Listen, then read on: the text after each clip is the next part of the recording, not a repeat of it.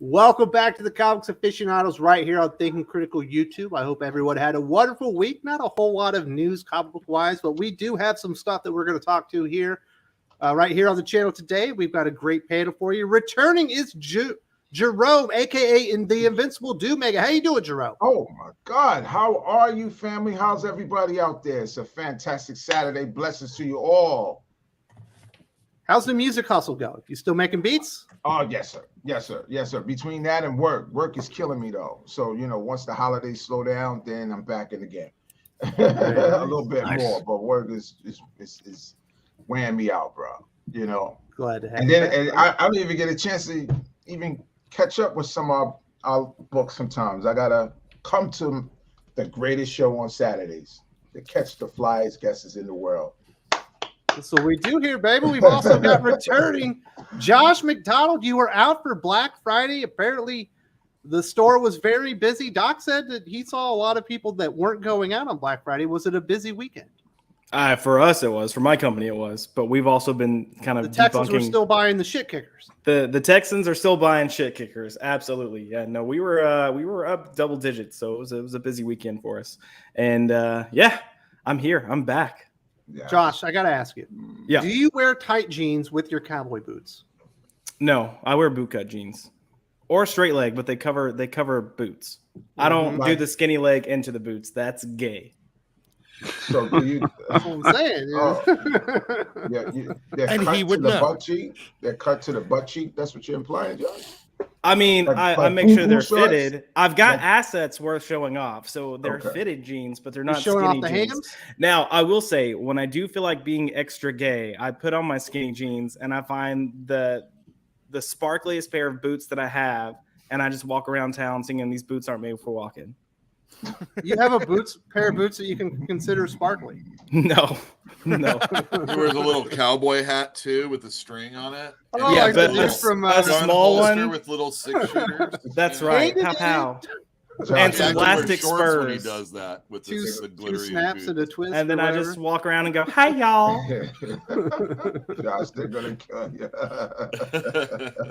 We've also got returning Jim from Weird Science DC. How you doing, Jim? Lovely. Thanks for having me again, Wes.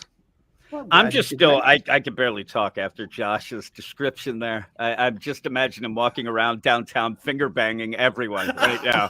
Oh, Wait. Man. Finger banging Finger or guns. finger He's got his shooting? guns going. Finger Oh, gun. I No, think we that's need not to- what I think finger we need to banging discuss means, what man. finger banging means. Exactly. That means he's like Come on now. doing an He oil means it in check the or South something. Park way. He might be doing that too. I mean, seriously. No undies. Jesus, man. This really went fucking weird. Jesus, Jim, you're the family, man. You're supposed to I be can't bringing help some it. I'm levity to the tired. goddamn panel. I was up all night. I don't know. Josh is going out about 10, finger banging everyone he runs into. Look, everyone's they're going to learn new things about me today. So Yeah. With his sparkly fucking boots on and his miniature cowboy hat. if you go commando, it's your own fault. That's all I'm going to say. Yes, boy. I just got a mental image of Josh walking around like Marty McFly in Back to the Future 3. Yeah. Who else do we got? We got Yul Gardner from Fantastic Comics in Berkeley, California. How you doing, Yul? I'm wonderful. Thank you for having me on. My Black Friday was a little weak, actually, but I didn't do sales or anything like that. It was You didn't just do sales dead on out Black Friday, here. did you? Yeah. Nobody was out, huh? Dead. Mm, Kind of one of those things. yeah. That sucks. Were there any Yeah, good comic books this yeah, week? It was yeah. kind of weak, wasn't it? It was a fifth week, so you didn't get, like, if you're expecting your new Spider-Man, it didn't come out. There's a But bunch there of were annuals. annuals and one-shots and stuff like that. So there was a few things to get. There was a good one-shot that came out, I thought. What was that? You don't want to wait till the end of the show? Well, let's I wait for need the to end. know. The suspense is killing me. It better not be Avengers Assemble Alpha #1. Uh-oh. You and I will have words, sir. Better not. Doc and I are reviewing that one on Monday. All right. That was a crap show, right, Doc? How you doing, buddy? I am here, and I'm still recovering from reading that piece of shit that you forced me to. So I had to read it. You have to read it. yeah, I know it's it's the rules of the internet. If I had to see it, you had to see it. So yeah, other than that, I'm doing wonderful. Except for I Ryu woke up says, weirdly you guys at have 5 some a.m. cool beards. He doesn't realize Doc has the best beard of all of us. I know. I But he kind of won't show do. it off. I don't. Jim, you don't have a beard, do you? You don't No, sound I like do you have not. a beard. No, I can well, tell. besides my wife. Wow. There you go. Again, I'm not sure if you know what that phrase means. I'm assuming Jim's going rogue Well, today. he got it right this time. Yeah, I think I got it right this time. My goodness. But I do not. I'm clean shaven. Yeah. We do have a couple super chats we'll hit before we get into the main topics. We've got Common Sense. You think Khalid Nassour should do a team up with his cousin Kent V. Nelson? I say they're cousins because they're both nephews of Kent Nelson the first, and who would win a fight between Khalid and Kent V. Nelson? Obviously talking about the my goodness, the guy with the gold helmet. Dr. Fate. Dr. Fate. I don't know who wins that fight, Josh. I don't know. It's interesting because probably Nelson, just because he has more experience. Yeah. I'll go with you with the that. I'll helmet. second that. Yeah. So Should they do a team up with the two?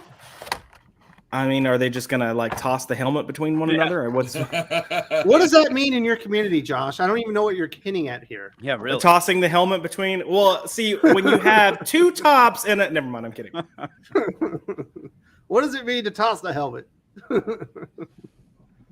I was thinking more of a football reference, like Kent, I'm open, and then Oh my it's goodness. like, oh, so you clean. watched Brown people watched- can catch. Here you go. Like, Yeah. you watched the Black Adam movie, right? You know what? I actually have not seen it yet. I went from I was doing remodels with my company and remodel, grand opening, remodel, grand opening, remodel, grand opening. It's still on my to-do list. Man, I was going to ask you about Dr. Fate in that one. That is the thing I was looking forward to seeing the most. So it's on digital now. So Yeah, I'll it probably is. He looks buy great it on my though. next day off. Yeah. I was supposed to see that movie in theater, and I ended up seeing Strange World. Oh, You liked it? Wes. No. You like it? Oh, I made a video about it. I was not happy. It was no, not a good no. movie-going experience. I've seen it. I did see it, but I didn't speak on it because it's not one of my type of movies that Yeah, you shouldn't dazzle say me. that one. Yeah, you did it for the kids, just for the kids, just one for the team. Look, Yeah. that's one of the even like the woke sympathizers are coming to that movie being like, "Yo, this sucks." So I'm glad some of that, because there's a fatigue there. They don't have to show these movies all the time. I miss They the could have at days least of tried. I miss the days of Ratatouille and those movies. They were great. I miss and Who broad. Framed Roger Rabbit and stuff that was creative. Even that, yeah. They're broad. You can show those to any generation and they can attach on it immediately. These batch of movies that we got now, we almost gotta filter it in some cases just to make sure that there's no, messaging that's in there that we're comfortable with. We're not comfortable with, so it's like. In fairness, the Little Mermaid had giant dicks in the background. So, Which the first one? yeah, the original one had giant dicks in the on There's the always towers. something like that. They're okay in the background. Yeah. Okay. Well, I Those will- are scales, Doc. Yeah, okay. I think there were two Those helmets. We've got another video, super chat here from Wade Kramer. Video request: Hellcat #1 review in March of 2023 by Christopher Can't Write Well. We need to see Doc and Wes review this. All viewers love Wes and Doc comic misery porn videos. She Yeah, has a book now. coming She out will. from She's Christopher coming Can't out, Write yeah. Well. Oh, It's just okay. unsolicited. Yeah. Because Does Kate Leth didn't kill that character completely. Does she need one? She really. She kind of had one recently. It was just called Iron Man. Yeah. Did they actually end up hooking up in that one? I heard they were going to get married. She said no. She said no. They should. That's good. She politely We went through declined. that whole No. thing, like 20 plus issues, and she didn't marry him after all. No. She hated him the entire time. So, Why? Only Christopher Can't Write Well would come to the logical conclusion that a man like Tony Stark, who has historically not gotten rejected by much of any women in his entire life, would spend like a year and a half courting a woman that repeatedly tears him down and says no, and then his conclusion is, I should ask her to marry me, instead of throwing her into the sun. Tom Kingwood wrote that same story. Oh yeah, well, yeah, because I he's said a bitch he's too. Tom King light. That Marvel. Why can't Iron Man? Why can't Tony Stark create like a pill, or maybe just like Romulan ale? Why doesn't he So, create like, a love can get bot that's like the drunk perfect? and then sober up immediately. You know what I mean? You should just make like a really good love bot that he marries, and he doesn't have to worry about Hellcat. I think that was Love bot. I think that was Jocasta. Jocasta, right? Yeah, but she's not hot. She looks too metallic. She just needs to look like a human. You know what I mean? When you're in an iron suit all the time, she looks hot. Well, perhaps we can make it work. Then you put it that way. Carrie, Nerdy Girl creates. Good morning, panel. Stop making Doc suffer, please. No, I'm not going to stop. That's In fact, I quit first, Doc, on the worst of the week. We decided to just do it again, but one comic a week instead of two. Yes. Neither. I'm not making you suffer that bad, am I? No, it's not that bad. And it's the only modern trash I have to read. It's literally the only comics produced in the last 6 months that I read. Like, and it will be. Doc and I didn't like Avengers Assemble Alpha as much as you guys did. Let's put it that way. Yes, I didn't like it myself. That book sucked. I'll be doing a video of it as well, so I'm sure that we'll battle for low scores. It's such a bad. It's like everything wrong with Bob. I don't want to give away the video. Yeah, I really ran on it for like 15 minutes straight. That thing was awful. Roddy Boy Comics from right here in the PI. Hello, everyone. Hope you're having a great day. What's going on? Yes, sir. How are you? We're having a great day. Doing it better now that you're here, sir. Hope you're having a good time. That you got your comic books this week. I know that they didn't get I believe the deliveries of DC Comics this week, which was a disappointment. So hopefully they get that fixed up soon. And good to see you back, brother. Callum Lyle says, what I've learned from Phase 4 is how utterly pointless it all was. Spider-Man was an anomaly, and I can't wait to watch the shills defend the Marvels. Kevin Feige will shill because of Brie Larson. I would say it's Phase 4 it's been an abomination. There's no other way to put it, Josh. An abomination. Yeah, I mean, there's been moments that are all right and plenty of moments that are not. Can you explain them? Which ones were all right? One. Well, just one. Moments that were all right. Give me one good man. Yes. Are we going back there again? Look, I love WandaVision. I thought WandaVision was great. I thought it was ruined good by Doctor Strange and the Multiverse of Madness. I absolutely agree. That's because you decided to have a writer and director that felt like they didn't need to watch WandaVision before they did what was essentially a sequel to WandaVision. No, but again, there were moments that were great. WandaVision for me is a great product. I loved it. Not to retread ground, but I thought Black Panther Wakanda Forever I think it's a great film. There are moments. That's why you're the most hated man on the channel. That's right. The most hated man on the channel because I'm right. Yeah, no, there are moments that were good, but there are plenty of moments that were bad. And when you look at phases, I think you had more content in this phase than any other phase, less direction than any other phase, and more mediocre or poor films in this phase. So, they gotta figure it out and get it together. I feel like this phase is characterized. You could describe it in one thing. They don't know how to say no. There you go. Vernon Hampton says he hates Fatal J more, Josh, so you're good. Wait, no, I need some street cred. I want to be the most hated man on Thinking Critical. Wow. That's a lot. We can't see you do that, buddy. You're so pleasant. Everyone loves you. I love Fatal J. I don't know why everyone hates him but me. Yeah. Doom, yes. Street cred, man. Street cred. Yeah, but we can get it the other way from the opposite polarity. See, Josh, I got to tell you, you're way too pretty for anybody to really hate. Like really hate. Yes, Josh. He has a point. All right, fellas. All right, simmer down. I'll try. Daniel Beatty says, "Who in DC can defeat Franklin Richards, the only surviving individual of this universe, who will merge with Galactus and enter the new universe? Great way to end the MCU. You can reboot it years later. Doc, who can defeat Franklin Richards from the DCU?" I don't know. I don't really give a shit about the DCU, so that's a terrible. From the DC. Oh, I got from it. DC Comics. Sorry, I was. Yeah, I honestly, Mr. Mizplex, I thought it's Mixelplex, whatever the fuck is. However, it's good. You got a bunch of X's in there. It's not an actual word. I honestly, I don't know DC well enough to. All right, Josh, you can defeat Franklin Richards over at DC. Who's got the power to defeat the reality warper who can regenerate the universe on a whim? I mean, maybe Spectre. Yeah, I'll go with that. Maybe. One. That's a strong one. That's a strong one. He's a pretty OP character. Yeah, you can pretty much do anything with him. There's no barometers, barometers you don't have to worry about. That guy can just do it all. Dr. Fate too, though, but he, it's the helmet thing. It seems like, that's the Josh, I'm sorry, Jerome, in your neighborhood, what does passing the helmet mean? I pass the helmet? No, it sounds like a new rap record that they make these days now. There's a certain tier. No, there's a certain tier of rappers that would make a record like that. Pass the helmet. Just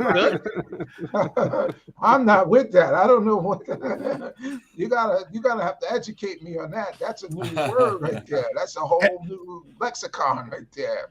Hey, you pass me the helmet. Yeah, give me the helmet. Every writer in DC can defeat Franklin Richards. Yeah, really. Yeah, Dr. Manhattan too. Megan Fitzmartin. It's Megan Fitzmartin. She can absolutely, because Dr. Manhattan would have a chance because he can do some similar things to Franklin, but he also operates like in time congruently. You know what I mean? Yeah. Tom King, Megan Fitzmartin, any of them. Yeah. Common Sense asked, Marvel de-aged Scar back into a kid in the new Planet Hulk. Scar was a teenager in his normal form back in Civil War II. Shame DC won't do the same with John Kent. Unlike John Kent, Scar was aged naturally. I don't think Scar was gay either, so they can't do it. It's just that simple. You're wrong. Scar was. He was gay? Scar was definitely. Yeah, he was definitely passing the helmet.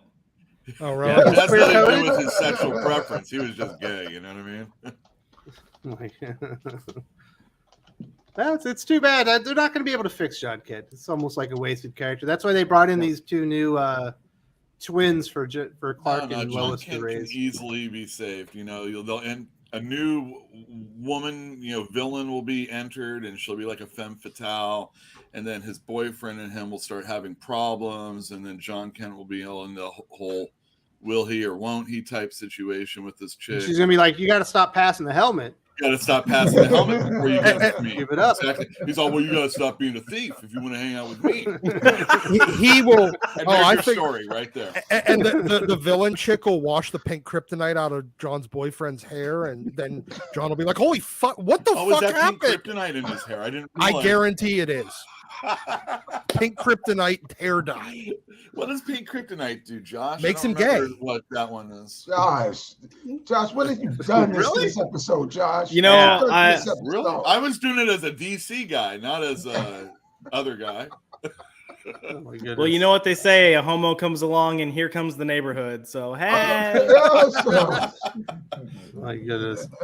Cal Lyle, I saw a leaked clip from Ant-Man 3. My Mary Sue daughter that'll replace me, and James Spader won't be voicing that character.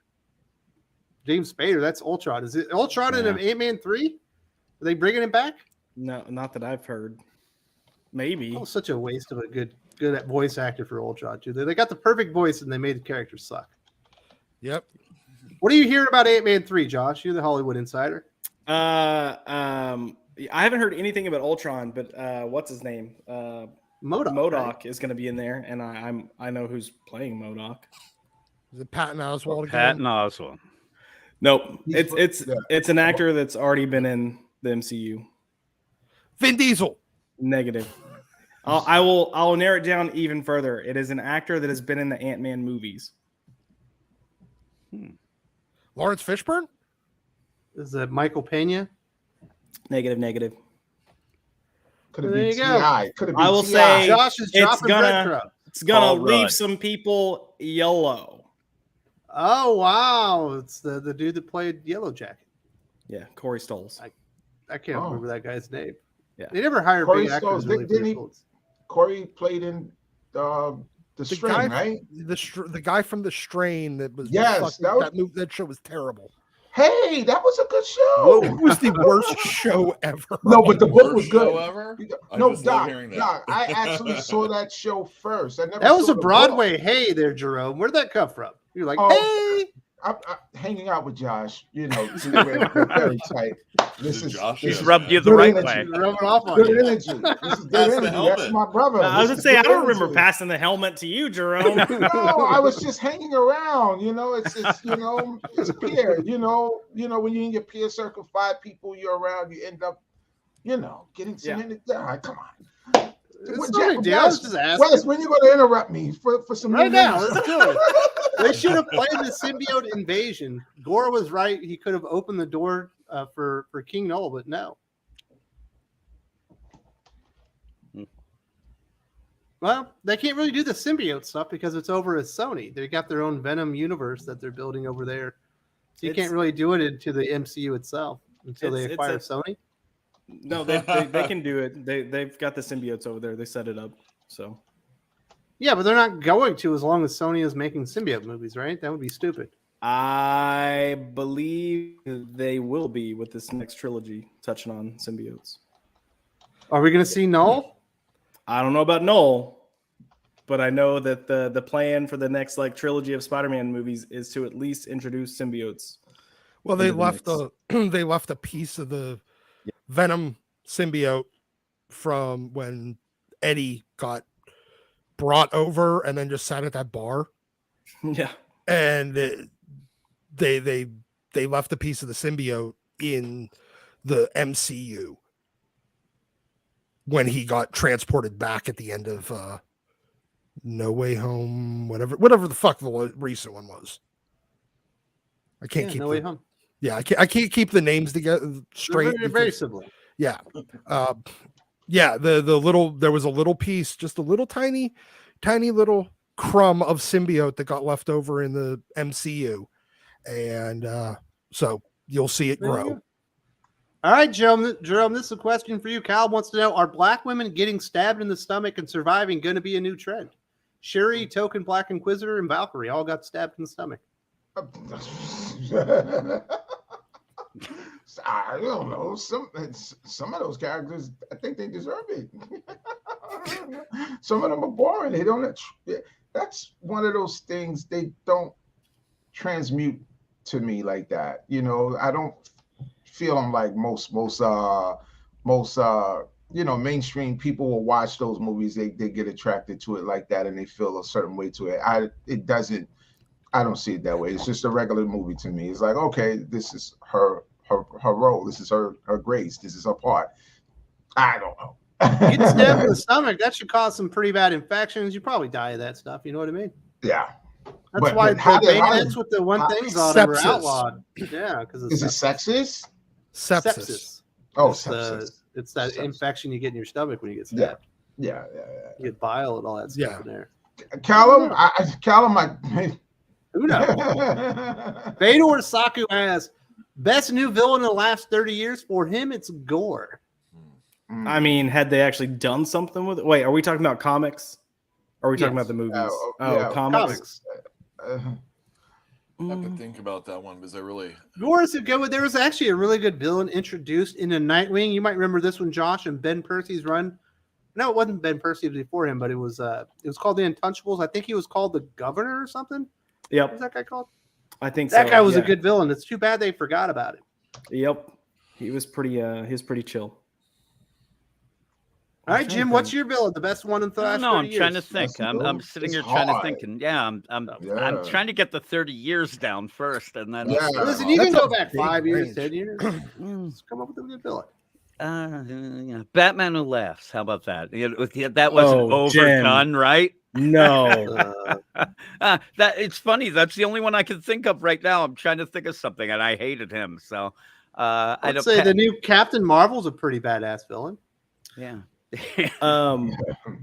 I would say my favorite villain that's come to mind in recent time is Father Valley from Rambee's Catwoman. I just didn't like the way they tried to tie him into the whole, John Paul and stuff.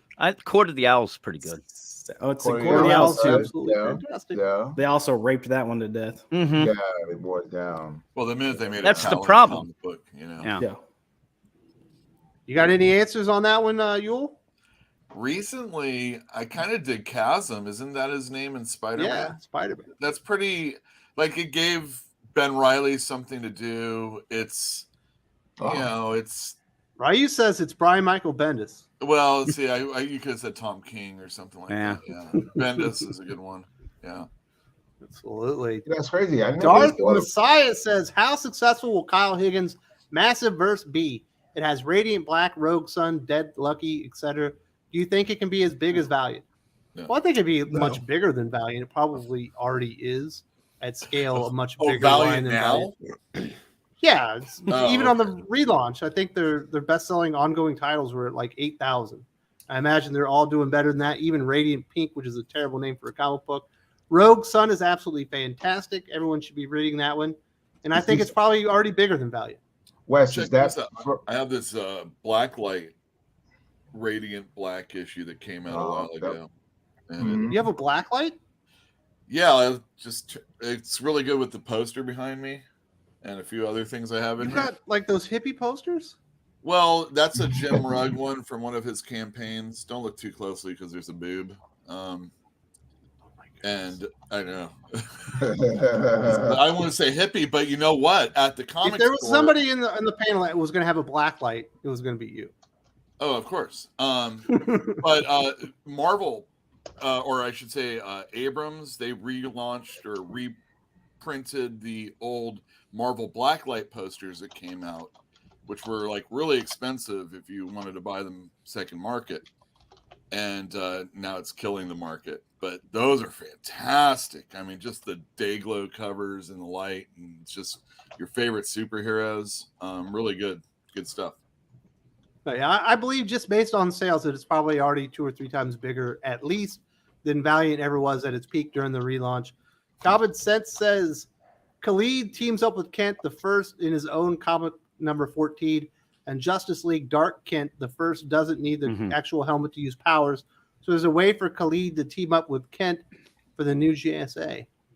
And then they can pass the helmet if they need to. And they can pass the helmet. That's correct. Key issue right there. First team up. First passing the helmet. Jink, show me a fucking Coke. My goodness. What do you think, Josh? Is there a big a lot of people just wanting a Dr. Fate team up with 2 different versions of Dr. Fate? Feels like they kind of do this a lot at DC and Marvel nowadays, where they have the same different versions of the same character. Yeah, I mean, I think with Kent, you've got a character that's got a history and a lot of fans because of that, and then you had Khalid come in during the New 52, I believe. They never really done anything with him. Yeah, I remember enjoying his book, but I don't remember much about his book. So, it's a pro and a con. I've read so much since then. But, I think it's just DC trying to provide for the fans of both. And it's one of those things, like there's not a need for both. So you kind of have to be creative with how you deal with them. But Very nice. Cal Lyle says, Doc, you haven't read the Strain books, so don't talk about stuff you don't know. He said, put a sock in it, sucker. I watched the fucking TV show. I never said anything about the books. I said it was the worst TV show that had ever been made. Not that it was the worst book. Man, you need to go watch that Lord of the Rings thing, man. Anybody else saw it too? You guys heard it here. Doc said that the Strain books are the worst books ever written. Yes. From the mouths of Doc. No, Doc, you said the books was bad too? No, I just said the TV show sucked. All right, that's it. I don't give a shit about the fucking books. I don't care. They could be because the books don't have pictures, Doc. Is that why you didn't like Quite possibly, yes. No pictures. I had to read these hieroglyphics. I Wait, think are we they've talking called strange letters. Books or strange Strange characters. I don't know I what There they are meant. graphic novels and stuff also. Yeah, I saw those I'm years just ago. talking Confused about the here. fucking TV show, and it was Alright. really goddamn terrible. I kept a basket of Nerf footballs next to my recliner because every time they do something retarded, I'd throw a football at my TV. Man, I would have ran kept like out a of basket of beers, and I would have chugged one every time they did something stupid. Just I'd have been dead in what happened. 30 minutes. Oh man, It's I an love that hour show. long. It I was love it was like the worst decision making by human beings ever made on television. Anyone else saw it? Share the same thing as Doc is feeling right now? I Because didn't watch it. you didn't. Hey, if What you is got it? Hulu, Spoil away. He doesn't watch TV. It was on FX or something like that. yeah, it was on FX. FX. But then, yeah, it was on FX. Yeah. I watch Always Sunny when that comes out. That's Yeah. That's Oh, an you only FX saw I that? watch. Only thing on FX was even American Horror Story. Big fan of that. So Dude, I like the American Horror Story, but this last season sucked. yeah, I you mean, know it what? was They just should have. One note the whole way through. All right, fellas. Let's move on. Let's move it on. We got Top Kenneth Dowling in the house. Hello, guys. Taking a break off work to say hi. Enjoyed last weekend on the panel, West, even though you had to rein us in a bit. Yes, it is like herding cats around here. Cantwell is a terrible writer. I agree with that assessment. Christopher Has he can't ever write written well. anything good? People He like the has Doctor Doom A book. Dr. Doom miniseries. that Oh was yeah, not I remember terrible. that. I Yeah. still think you go back and reread that. Not great. The Yeah, only he thing, did the Still, one- it wasn't just as new. the Yeah. only thing he's done that was any good was like the first 2 seasons of *Halt and Catch Fire*. Everything since then has been terrible. It doesn't matter whether it's TV or film or I can't believe comics. Doc is defending Christopher can't write well Yeah. here, saying he's a good writer. Yeah. I see where this show's going now. Yes. I got all the jokes ready to go now. It's the Doc's out of context show. And then passing helmets. Pass the helmet. This will be a new saying here on the channel. We got We got AJ this from though, right? Chapek Out. He says, shout out to Wes, the very best comic book experts from Anime Frontier Fort Worth. Thanks to all who helped successfully kickstart Here Comes Calico #6. Congratulations to you and the team behind the comic book. I'm glad it all went very well, and I hope you're having a very good time in Fort Worth. I like the Dallas-Fort Worth area. My aunt lives there. I think Perch might actually be there now as well. I think that's where he moved. So I hope you're enjoying the barbecue, sir, because you're not going to get anything that good up in the boroughs in New York. I can tell you that.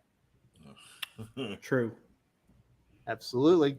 Kenneth Dowling says to Kyle Miles' chat, Shuri survived because she took the heart-shaped herb. Then Killmonger should have survived being stabbed by the Black Panther one. Yep. No, I would disagree. Okay. It wasn't the black-shaped herb that she survived. It was she used the same technology on herself that they used on Ross in the first movie when he got shot and should have been paralyzed. But Michael B. Jordan's character did not want that. He wanted to die, so T'Challa left him there on the mountainside and sat with him until he died. They could have saved him. And then some horrible scientist came and like the leader or something. And they took a dead body, which wasn't quite dead because T'Challa doesn't know. Yeah. Yeah, Like a hate monger or something. I don't know. Very good point. But Josh says that you're wrong, Kenneth, and I disagree with him. I'm with you, brother. Lade Craver says it's disappointing the JSA is a limited series. I agree. I thought that was an ongoing, Josh. Wait, it's when a did this limited become limited? series? Yeah, it's 12 like a issues. 10 issue. Yeah, 12 issues. I mean, John's ain't sticking around. That's what I was about to Yeah. say. It doesn't surprise me because it's Yeah. John's. I think it's he's on. Probably great. wrote this like 3 years ago. Also, Yeah, it's also probably best that that it is a limited series because if it wasn't and he left, they'd put like some crack writer on there, and then whatever we liked would get ruined anyways. So Yeah. I think Megan it'll Fitzmartin, continue after it JSA. anyway. yeah, pretty That would much. be amazing. Should be the hair parent. Nerdy Girl Creates Carrie says the best recent villain is Tamura Shigari from My Hero Academia. Shigaraki, my bad. That might be true. that might be true. 'Cause I That's don't pretty know. good. I'm so delayed on Onslaught. that. Onslaught or the Phalanx. Phalanx. I don't even. Yeah. They were within in the last 30 Okay, years. good. You're looking it up. All right. The Phalanx aren't really a villain. It's a society. Okay. No, I don't want to get into that. The Phalanx should be like everything wrong with social media now. And It's a just, hive like, mind, collects so you, it's- and then exactly. It's like the Yeah, Borg. it's a hive mind. Yeah, it was the Borg. It's just a ripoff. I don't know. We got Shape-shifting Jibby from Borg. Gobbet Quirk says, I would have been this John Stewart book. Also, I don't know what we're talking about. I just joined, but Doc is wrong. Doc is wrong. That's a very good point. And you are definitely the only person in the world that wants a John Stewart book from Michael Bendis. Yeah. Mm.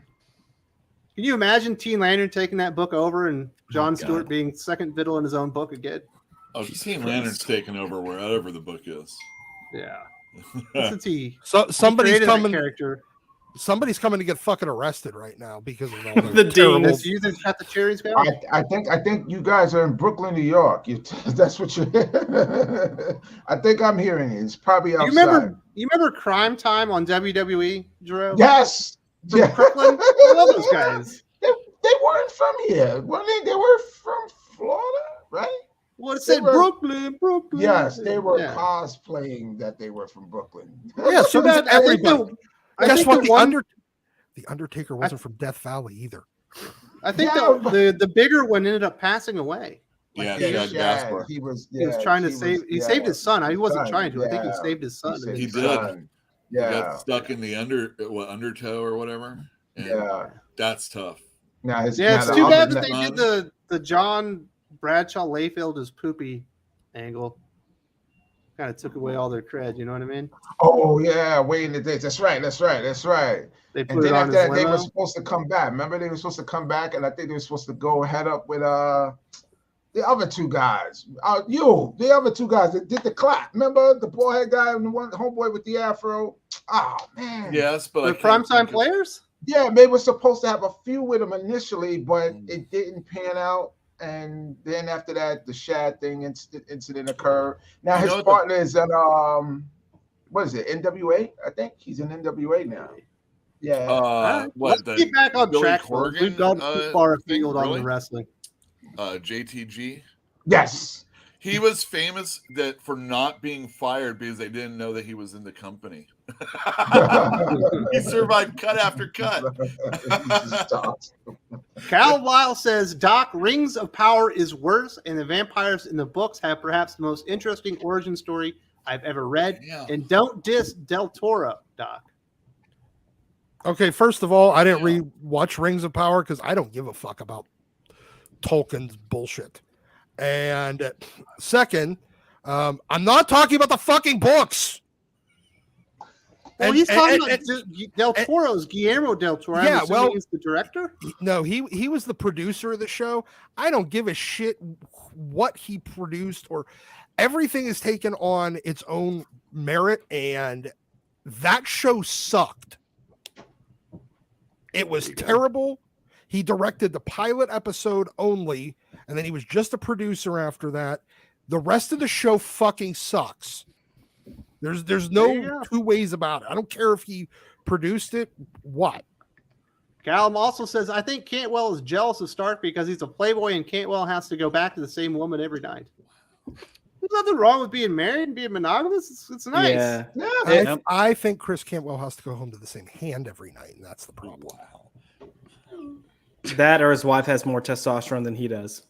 Well, that's almost Maybe. a given, but that stuff happens. You see the domineering woman. It's not She's the it's not the mean worst thing that picking happens him to up like a little against the bitch like wall. Chris Cantwell, you know what I mean? Kind of a little dominating. Doom, you're in a good relationship. You like going back to the same woman every night, right? Absolutely. She was just destroying my iPad right now while we were talking. The texts were Say the coming. right thing. They were just bombing. Boom, boom, boom, boom, boom. You're in Yeah, they trouble? were bombing. No, she just was. I sent her some pictures. I had some flowers for her, birthday. I thought you were You like sent past the some helmet. pictures. Yeah. Yeah. I told her that, you know, I had to take care of her. Her birthday was the week over, and she was in the Bahamas with her family. So I just told her she better be here. I gotta see her today. You got a week off? That sounds nice. Yeah. But still, she's I got there. She's right there on the shoulder with me. If I do something or if I'm somewhere, she's calling and where you at? Sultan is spoken. He says it's comic nook death. My fix would have been keep Killmonger's body in stasis, transfer T'Challa's consciousness into Michael B. Jordan's body, and make more superhero movies with great stars. I mean, you can still do that. We got a freaking multiverse going on, so we also have a T'Challa that's back. So in a version, in a way. But I personally liked what they did with Michael B. Jordan's character in the second Black Panther. I like what they did even better in that Brian Edward Hill miniseries, Killmonger, with Jorge Fornes in the art, I believe it is. It was for Juan Ferreira. Juan Ferreira. Yeah, you guys are right. My bad. That thing is badass. Yeah. Yeah, that's a good book. It's a good mini. But, yeah, we'll see what happens. Sorry, Sultan. Josh disagrees with you. He thinks Wakanda Forever is perfect. Why are we calling it Wakanda? It's got the same fucking female characters that it had before in the first film that everyone praised. And now they're like, oh, strong female characters. I'm like, you liked the strong female characters in the first film. That was the worst part, Doc. I think they're bothered. I mean, the similarities with that and probably the Woman King recently. So, they saw that and, Look, I think people are pissed off with Marvel for rightful reasons, and they just wanted to continue on the bandwagon. Which everything that Marvel has done wrong with female characters or minority characters in the multiple films and TV shows leading up to this movie did not do. So if you're going to come on here and be like, we're fine with female characters, we're fine with minorities, just do them well. This movie did them well. All right. Caleb says, and yet with all that tech, they couldn't save T'Challa from the damn flu. Don't argue, but it was very on the nose to Chadwick and screw Bendis. Screw Bendis. That's the problem with superheroes. When you got the Spectre and Dr. Fate, and then you have Babs can't walk, because she got shot by the Joker. That's a real thing that you have to figure out in comic books. She's got a chip in her back now. She can walk. Yeah, I mean, okay. That's great. I mean, I've seen a lot of other people die in comics too that should have got a chip or something, or they come back from the dead, all that other stuff. But yeah, it's pretty funny that somebody can get sick in Wakanda when they're so technologically advanced. Blade Kramer asks, Wes, can we talk about the Peter David situation first? Perhaps. We'll see. We're almost there. I'm almost do this and we'll get into the bigger show. Dill Lindsay, hello all. What's everyone's favorite power set? Hero or villain doesn't have to be the strongest, just your favorite. My favorite power set is Nightcrawler. Ooh. Bam. He's got that prehensile tail too. Absolutely. I like the color on him. He's like a nice dark blue. And got a cool accent on him. What's your favorite power set, Yule? Definitely. I don't know. Maybe something like Changeling. Like Beast Boy, changing to animals or something. How about you, Josh? Is it ice powers? Hey, keep it cool. Hey. I'm gonna look at this from the perspective of what powers would I want, and probably telekinesis. It's not a visually good power, but I like the power. You wouldn't want to be able to put people to sleep for 1,000 years? So I could pass the helmet. Yeah, I was like, what? Jim, what's your favorite power set? Probably maybe Naomi's, because it's just an Omega She has level every deal power out of imaginable? nowhere, and she could do anything she wants. So, and That's on the good. Justice League immediately. So that is my pick, Naomi. How about you, Jerome? That's probably Deathstroke or the the Taskmaster. I like powers like that. You want to be able to emulate someone's dance steps and be able to dance with them? Yeah, that'd be great. Anybody? Oh man, now that's the Taskmaster to do. How can I be beaten? He's gonna get into a dance competition, and he'll right. watch everybody and just be able to outdo them immediately. That's right. That's Play great. some MC Hammer. All right, Doc, what's your power set? Mimic. See, I knew me and Doctor could. Yeah. Especially Calvin Rankin. Yes. Probably one of my favorite characters. Yes, and underused, he's obscure and very underused. Yeah. Very nice. Kenneth asks, to Josh, Killmonger should have survived because the herb gives him healing powers like T'Challa and Shuri and anyone who takes it. They still have to have medical treatment. Yeah, they're advanced, but they still have to have medical treatment. And Killmonger The medical said, nah. treatment is the herb, Josh. No. Like, even when T'Challa had gotten stabbed, he too had to go to, like, receive treatment and Shuri's thing. Like, they have to have medical treatment. Yeah, they're enhanced. Yeah, they're stronger. Yeah, they heal better than a normal human, but they still have to have treatment. Kenneth, Josh says that you're full of crap. Very nice. Kenneth also says John Constantine versus Scarlet Witch. Scarlet Witch. Scarlet Witch. Yeah. Like Scarlet Witch. Beyond Well, maybe if Constantine was planning for it, he could have done something. You know, I made a deal with the devil, you know. Maybe. Yeah, she would just make a world where he doesn't exist or kill him when he was a baby or something, you know? And with what Yule said, you just have to see who the hell Constantine screwed over to get to that point, because he would have just really screwed over everyone. The entire Justice League, basically. Yeah. Yeah, I think Scarlet Witch is very, very OP. Almost like Franklin Richards, but not Constantine quite there. would just try to fuck her. Pass the helm. Happy Steve. In the current era of comics, everything is a limited series. The big two have a fear of commitment. They want new characters to make it. Effort is required.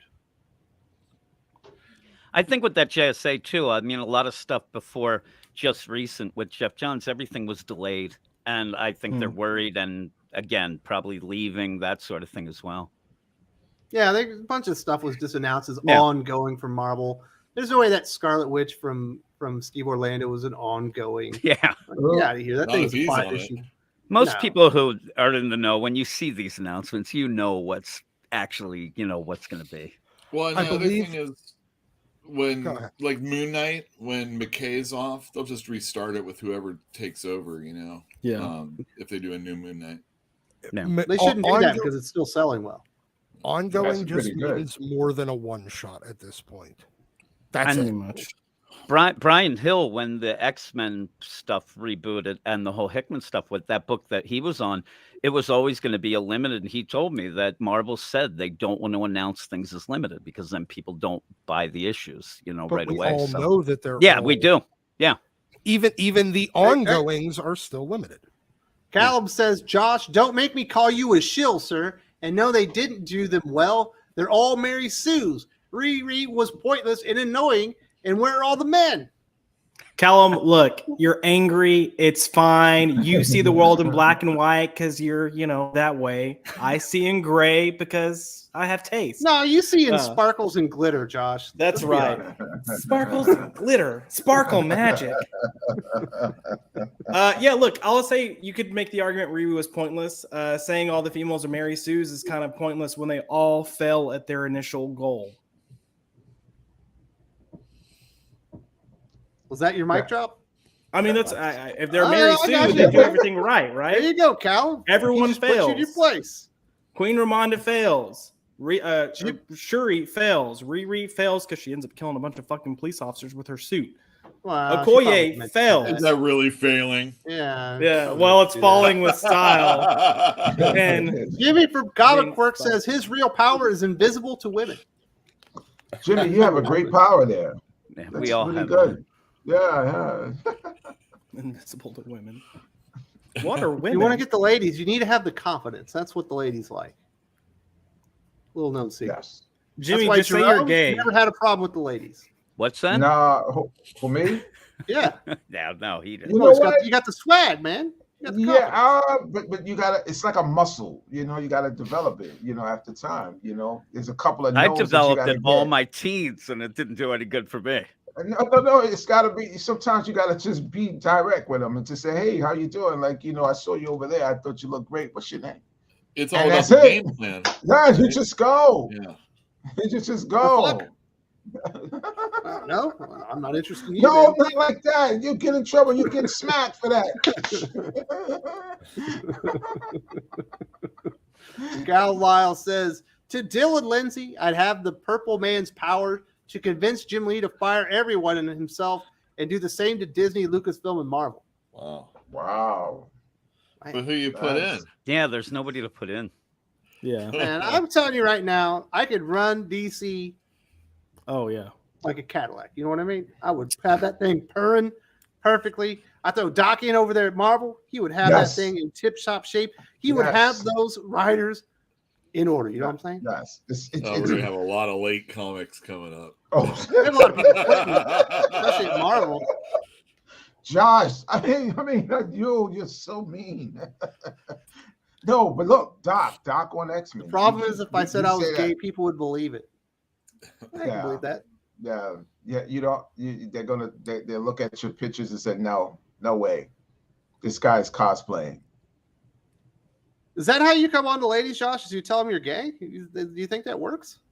No. I listen. The moment that I say I'm gay, they will not leave me alone. They want to be your best friend. Yeah. Yeah, especially out here. Like they're like, oh my God, I've always wanted a gay friend, and I'm like, exactly. That is not why I said that. I don't think Jimmy's looking to get friend zoned here. Yeah, I know, but see what he can do is be like, I don't know, I'm just kind of like debating my sexuality, and then they'll be like, oh, that's sweet. How 2022 of you? And then they would like get close with him and be like, you're just a big old teddy bear, and he's like, you know what? I do like women. Jimmy's a big old teddy bear. Maybe that's the move that he needs to use. That, or if you have straight female friends that are single, they love going to gay bars because they often don't get hit on at gay bars and they can just go dance and have fun and whatever. Yeah. And if you're the straight friend that's just like, yeah, like whatever, I'll go with y'all. That way, no one messes with you if there's a straight guy there. That'll get you some brownie points too. Just saying. So Josh, you'll be basically the ambassador to all of these women. Fuck no. Listen, straight women get on my nerves, especially straight women in Texas. All those blonde housewives that have nothing better to do. Hey, brother, they got you. We're seeing the bigot come out in Josh. They're all the Karens. Let me just put it that way. But it's all right. They'll be safe with you. You can go. I can tell you, as a straight guy in a gay bar, which I've done a few times. Yeah, I was treated like a king. You know what I mean? So you wasn't like that guy that was in Freddy Krueger Part 2. Remember the guy that was at the gay bar? You remember the one that got hit with the witch? Oh, like, can I get you a drink? I was like, no, I'm the driver. That's why I'm here. Well, let's play pool, right? Let's play some pool. Whatever, man. It's all good to me. I'm just here for the fun, I guess. Let's talk about some of this stuff. They wanted to talk about Peter David first, so we'll hit that one and get it out of the way. Peter David is in some rough shape. I guess he had a series of strokes that is on top of a list of medical issues that he has at the time. Peter David, in my opinion, is doing some of the best work of his career, but obviously that's probably going to have to take a backseat. And we see that the medical bills are piling up. There's actually a GoFundMe out there. If you want to help out Peter David, definitely go search for that and see if you can help he and his family out. Jerome, I saw that you had a very emotional response to this. Oh yeah, definitely. It hurts to see them in a situation like that. It's a place we shouldn't be at this time and age when it comes to artists, when it comes to creators in general. Just you're in a situation, you're in a dynamic when you're able to basically help this particular company that you're with acquire millions and millions of dollars, and at the expense of that, these guys are getting virtually the crumbs of it. And we need to do more. The artists that are still there in those particular areas, the creators that are still there, they need to do more. They can advocate more. They can work on changing a lot of situations there. They can use those times that they're online and talking garbage and non-productive stuff to question the people that they are being employed by. Why are we not able to do this? Why are they don't? I just don't understand it. It bothered me ever since Bill Manilow. When I saw Bill Manilow and I saw the picture of his brother and him on the bed, and it was like, wait a minute, this is the guy that gave me all of those Rom books, all those Hulk books with Sal Buscema. I loved them all. And it was like, it's just heartbreaking to see that. We saw it with George Perez. That was my number one fear before he he left us, I knew Marvel and DC was going to mess this up. They were too quiet. They were too quiet and everything. And here we go again. Then we see it with Tim Sale. Then we see it with Carlos Petio. And, you know, it's just too many people we keep seeing in situations like this that they should not be in those situations. They should be in a better dynamic. Regardless, they should be getting better royalties. They should be finding ways of making sure that these people have some decent health care that take care of them in their meantime. And then at the same time, too, even if that wasn't the case, where was the big two in those situations when, you know, we see the Purge video or we'll see the CBR article and it's like, wait a minute, Marvel and DC should have just dropped the deposit just off the, you know, just, hey, look, this guy, he gave us this amount. He gave us the definitive hope that we're watching right now. He laid out that blueprint. He deserved more. They're never going to do it. Yes, I'm glad they said that. They've just left.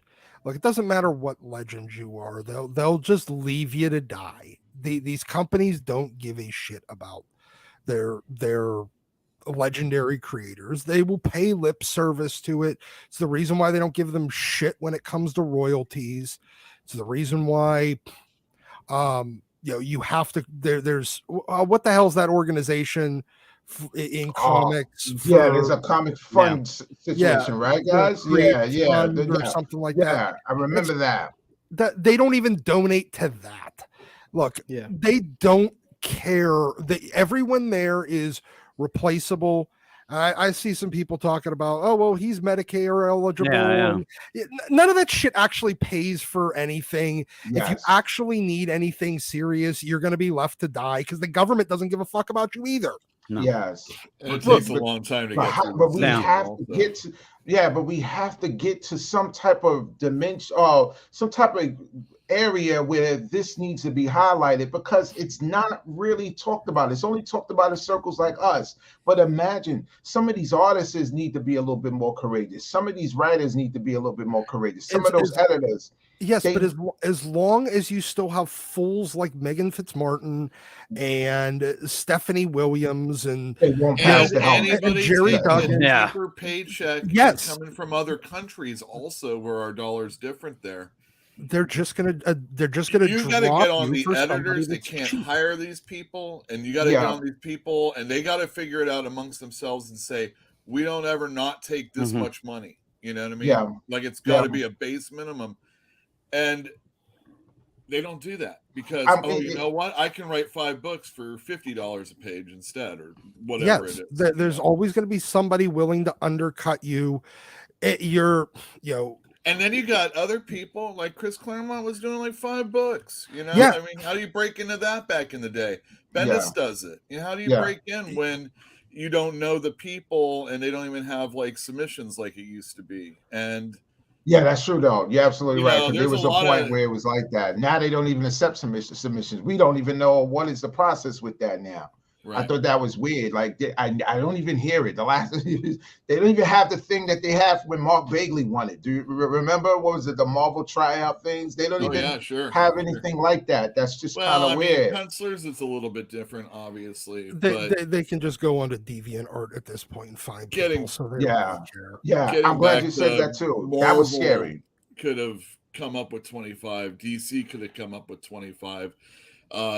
Peter David's worked for other companies also. I mean, CBS. Full Moon, the movie company, could have paid in 25 and gotten that thing up without needing fans, other creators that we know aren't making a hell of a lot of money, but they're still pitching in $100. Yes, that's the problem. Like, it's like it almost all the companies that he's worked for. What about Star Trek? I mean, he wrote novels. Yes, CBS whatever the hell. Peacock, whatever the fuck they're called now, whatever CBS what parent company is. I mean, there's nobody that the Roddenberry estate should have been thrown. He should have a thing where like you don't have to worry about $50,000 because that's not even like chump change. It's below whatever chump change is for all these freaking companies. But but here's the thing. And their logic is, if we do it for him, we're going to be stuck doing it for everybody. So we just ignore that it's happening, they ignore it and let you die. What not to be, look, I'm gonna be direct. Well, they should. Yeah, they should. I think if they were a lame company and they were selling out, I mean, I understand you don't have any profits. I look, I understand it's not a question of whether they should or not. We all know that they probably should, but at the same time, where do you draw the line? Okay, Peter David, yes, definitely. If Chris Claremont was in that situation, absolutely. They're legends. They added so much. But what about Howard Mackey? What about You're right.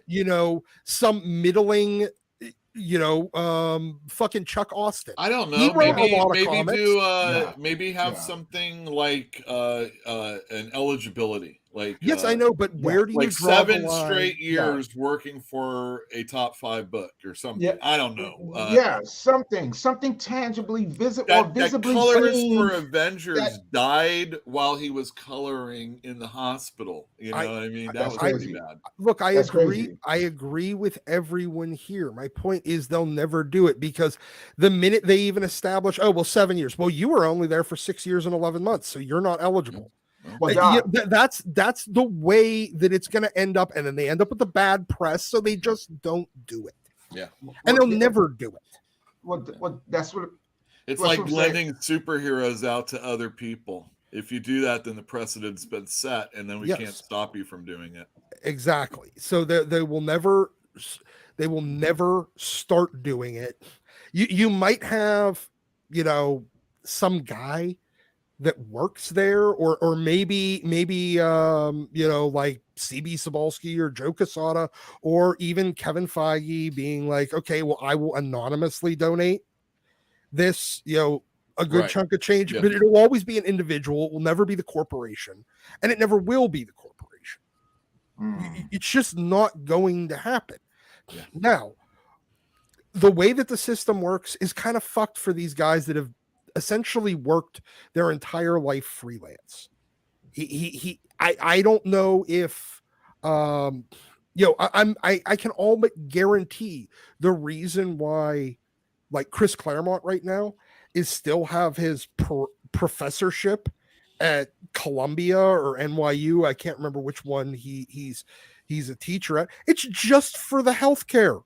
Yeah. Probably most likely for that, dominantly. I understand that. And when you spend your entire life essentially being a freelance creator, your government benefits are not the same as if you spent your entire life as an employee somewhere.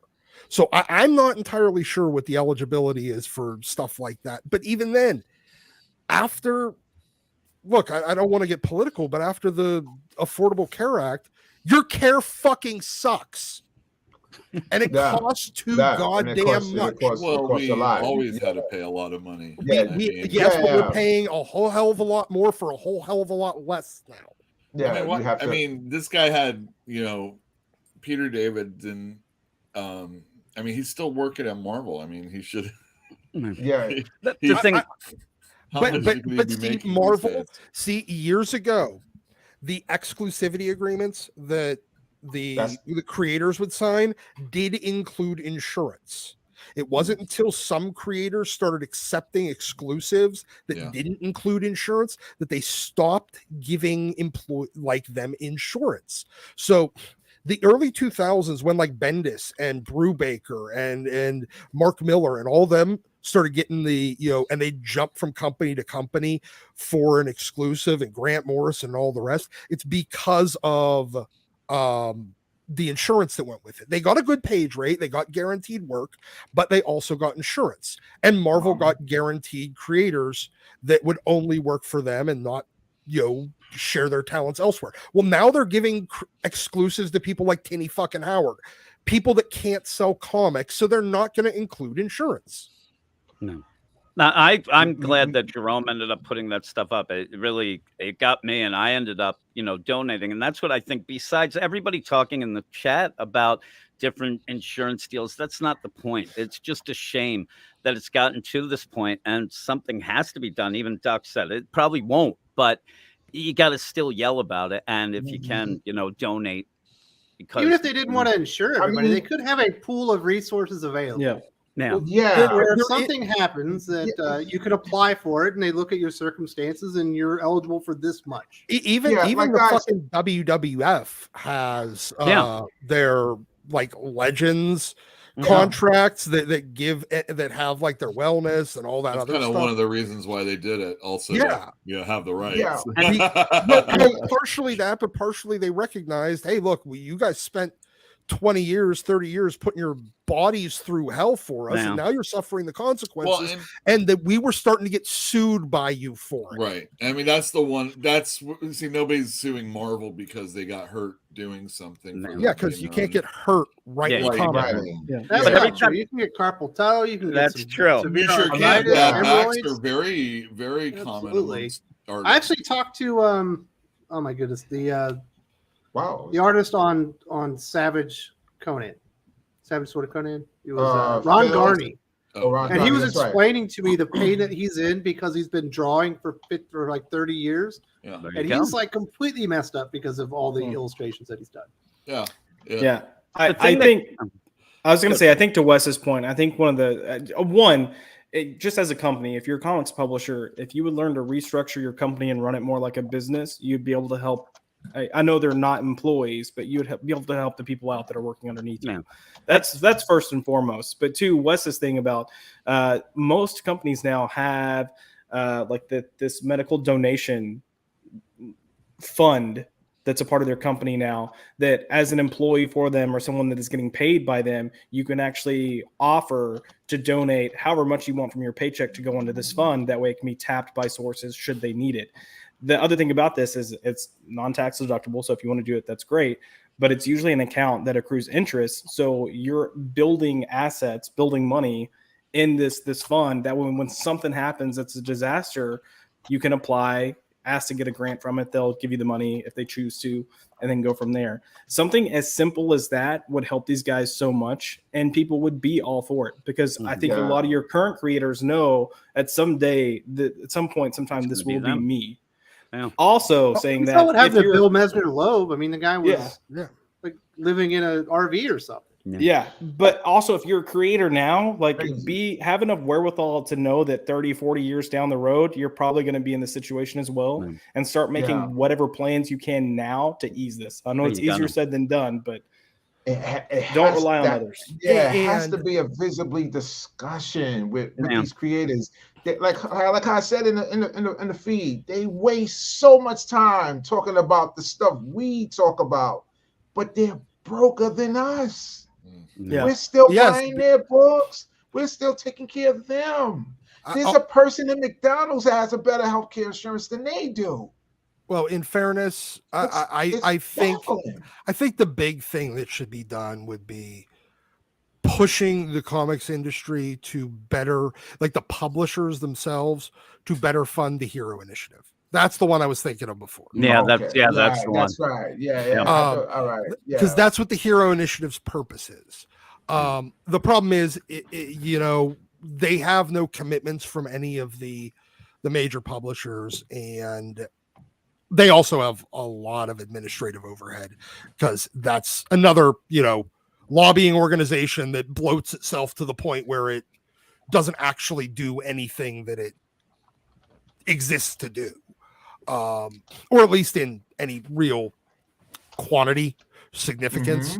So having something like the Hero Initiative that the big publishers essentially made an annual commitment to, and said, hey, we'll give you X number of hundreds of thousands or millions of dollars per year. It just goes into escrow essentially, and people will, down on their luck or sick or whatever, comic industry professionals that have a minimum number of credits. It could be 5 credits. It could be 10 credits. They can apply for a grant from it in order to take care of, and it has to be valid things. Like it has to be a mortgage, or it has to be... Tom, I don't understand what you're freaking out about here, Tom. We're having an honest conversation. and you keep losing your mind here, if you can't like simmer down, buddy, we'll just have to remove you. All right, calm down. We're just having a conversation. Talking about charity is not the same as talking about mandated fucking socialism. That's right. All right, I don't even want to get into this shit, man. I know. We're gonna end this segment because it's whatever. I don't even want to deal with it. My heart goes out to Peter David and his family. It's terrible what's going on. It's terrible that there isn't anything out there, a mechanism to really help him out. But if you want to help Peter David out, and it sounds like he absolutely needs your help right now, he's had a series of strokes. He's in the hospital. He's incapacitated. I don't believe he'll be able to work for very much longer. Hopefully he gets back to work soon, but it's not going to be happening in the meantime. Definitely go out there and support him on his GoFundMe and all that stuff. The information is out there, and definitely our hearts and prayers are going out to him. Yeah. And let's move on. We got some other super chats in here. Read his Star Trek novels. Read a lot of his books.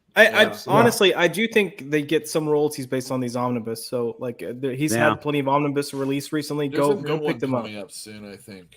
Yeah, you got Hulk, you got X-Factor. There's so many good things he's done. They should release some things for that. Man. Just do Young that. Justice just came out. Yeah. Just re-released. So, Cal Lyle says, I think this is to you, Josh. I don't see things that way. I'm angry of how they killed T'Challa and what they could have done. But if Heidi wants to double on the leftist path, then fine. Let it all burn with Iger and Kathleen Kennedy. Well, I'm hearing Kathleen Kennedy isn't long for this world. They're just trying to find someone who will actually take the job. Yeah. You do you, boo. Like we're not gonna agree, so just you're good. All the Purple Man's powers. I'd give Doc the X-Men office, Josh, Batman, the office, Sparrow in charge of merchandise and marketing, make a plan of real change. Yeah, that would require me to actually come up with a plan. I'm like Heath Ledger's Joker. I don't know what the fuck to do with it once I get it. Don't try that. Although, where's Wes? Wes doesn't get any piece of the pie. It's, oh my goodness. We're not even giving Yule anything? My goodness, Cal. How could you do this to us? Happy Steve. I agree with Josh. Well, maybe he's not the most hated man of the channel. I went to Black Panther 2 with zero expectations for it to be a good movie, and I was very impressed. Some people's anger gets the best of them. You know, can I get in that real quick? Absolutely. Jump on. You know what, Josh, you got a good point. You got a valid point. And I want to say this: there's some of us on here who are on social media, who are on certain apps and stuff like that. Some of us we exchange a lot of pleasantries with each other a lot of times. But Josh has a point too. There are some of you, anything comes out, you have this automatic negative expectation of it before seeing it.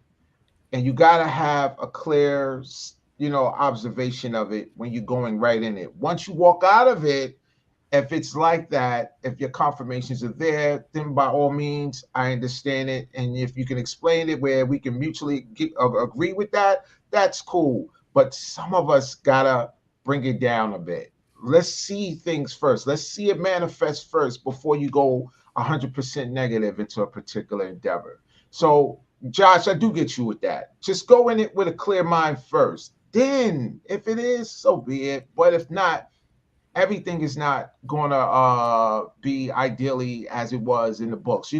My daughter, she saw it. I didn't see the Black Panther movie, but the first thing she told me, Dad, I want to pick up some Submariner books. So I'm looking at her like, what do you know about Prince Namor? She said, I like the guy. So to us, we already know the history. We already know the backdrop, but there's still people that movie can touch that can get them directly into the medium. So if it has to go that way, so be it in somewhat cases, but we gotta just Marvel practice a little. Comes out with those little small reprints, and the Submariner one just came out. That's a couple fascinating. Weeks ago. So yeah, I love it. I love it. I was just so stunned that she liked that more than Riri, more than Shuri. She just dressed to Prince Namor. It was like, yeah, wow, you like Prince Namor. I told her he got a bigger head than that on the post. All right, we've also got this from Gal Lyle. He's talking to Doc. No one defended Sean Gordon Murphy or Jay Lee or even Ethan.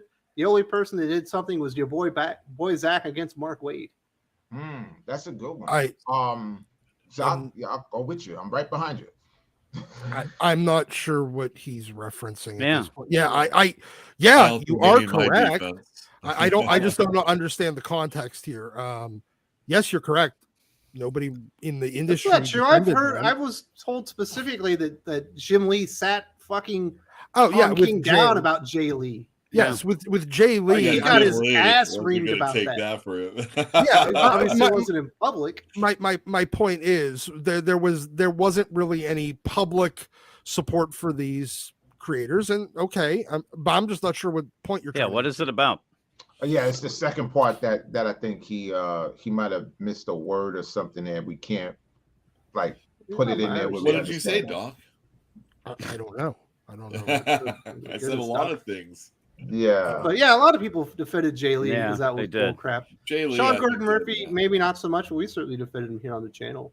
Yeah, definitely. And I think if your boy Zach could do it over again, he probably wouldn't have done that with Mark Waid because he ended up wasting hundreds of $1,000s in 2 years of his life. Yeah, well, he wasted Mark Waid's money too, so I'm fine with that. Yeah. Well, I think he doesn't. Mark Waid gets in medical situations. And you know what? Honestly, still fuck Mark Waid, so I don't really care. All right, here we go. He's 7 years. Never mind, moving on. Kenneth Dallig, my prayers are with Peter David. I don't like us losing any more legends. I forgot to say last week, rest in peace to the Green Ranger. Absolutely. Yeah. Well, we've lost a lot of legends over the last couple months. Yeah. Let's start naming some other people that are waiting to go. Let's not do that. Year. Well, I'm imagining what next year is going to be like. Kenneth also says, I'm not a DC guy, but from what I know of John Constantine, he has survived some crazy stuff. He fights magical demons, gods, witches, and still wins. Still not as good as Scarlet Witch. It would depend on how pissed off Scarlet Witch was. If she's in that crazy mode, he's gonna die, unfortunately. Along with everyone else. Yeah, that or just to try to distract her with her kids and then send her to some demonic dimension that she can't get out of. He might have a totem on him that prevents something from happening. Who knows? John Constantine's got a lot of tricks, but he would need some tricks. He also has to do research before he casts spells. So she can do it kind of just by wishing stuff. Right. So I think she wins easily. Goblin Sen says, what's the real fair amount of money that creators deserve? Someone's making the adaptation that they power to give the real amount something they thought about purchase creative rights in movies and TVs. Well, I think what's-his-face, Paul Levitz was doing a really good job because Warner Brothers were giving him a pool of money and he was distributing it out based on the contributions of the creators to the films and TV shows and things and how they were being adapted. It sounded like people were getting good payouts. It doesn't sound like what Marvel, that Marvel does that. The real answer is the fair amount is whatever's in their contract, whatever they signed up for. That is what they are entitled to. A lot of times it doesn't feel like that's probably enough. And that's why I really respect what Paul Levitz was doing because he was going above and beyond what the contracts themselves actually stated that they owed to them. So I do respect that he was going to go out there and do that. And I think, there needs to be a pool out there to help people out when they're in times of need. In lieu of that, the creators probably, I don't know, do you want a union? Would it help things pay possibly for benefits? I don't want to. You can't. Yeah, I agree. They're not international. Yeah, not now. Anyway, it's like if you can't get this done, the union is the last thing you want to worry about. You can't even get your point system under control. That's the last thing to consider. But when they sign their contracts, though, you got to realize that most artists, most creative some of these types, things might not have thought about the internet at that time. Well, here's the movies weren't really in the future. Here's my take on it when it comes to if film, movie, video game stuff like that is not addressed in the original contract, I believe that the creator should have the right to petition to come to a fair assessment on what their royalties are due from that work, even if it was past work, because it's simply not addressed. And the thing is, with not addressing things in contracts, it leaves both sides able to claim 100% ownership.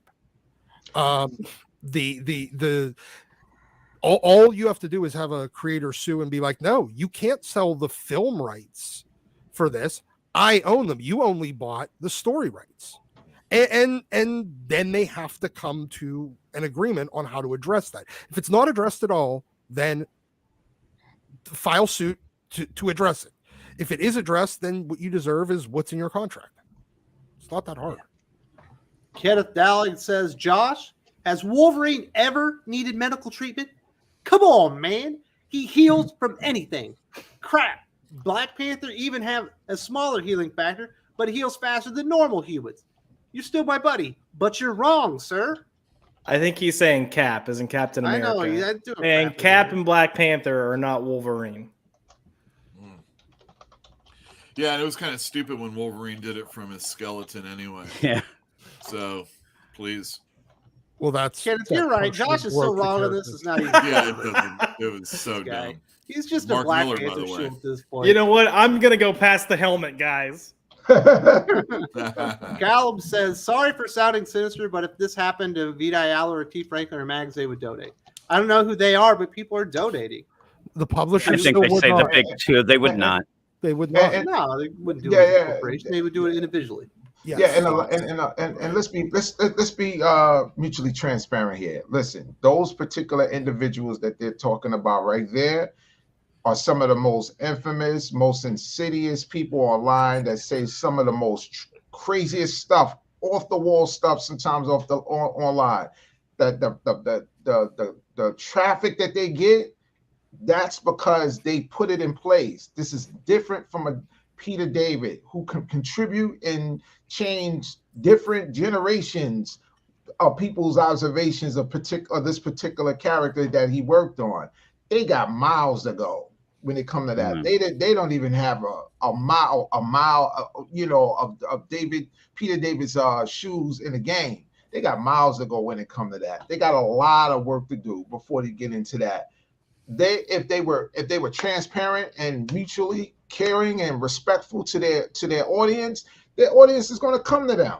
But most of their audience is more angry and combative with them. And then, you got a couple of people who are cheerleaders who might come after us sometimes when we have, when we differ with what they're saying. But no, they're nowhere there yet. Ideator says the royalties are trash. GoFundMe instead. I completely agree with you. If you really want to help them out, go hit the GoFund. Yeah. Someone mentioned earlier, like, what's a fair way of doing this? And I know we talked about, getting royalties from like film and television. I think even from just a comic publishing standpoint, you could structure people's pay better so that it's more of an incentivized pay. Mm-hmm. Meaning if you're shifting units, you're going to get a higher payout, almost like a bonus to your program. Mm-hmm. That would probably be a better way to help support people too, because it's going to make them want to do a good job. It's going to make them want to promote their books. It'll also likely result in product that is fairly evergreen and can sell on the secondary market more often. Absolutely. The reprints. Lane Kramer says Zeb Wells donated $2,000 to Peter David. So shout out. Well, absolutely a tip of the cap to Zeb Wells for helping out. That's absolutely amazing. Daniel Beatty says, I'm a 2-time cancer survivor. Well, congratulations. And I'm glad that you were able to make it through. Yes, healthcare hits close to home. It's like the wrestlers of the 90s, Jake the Snake, for example. Mm-hmm. Yeah.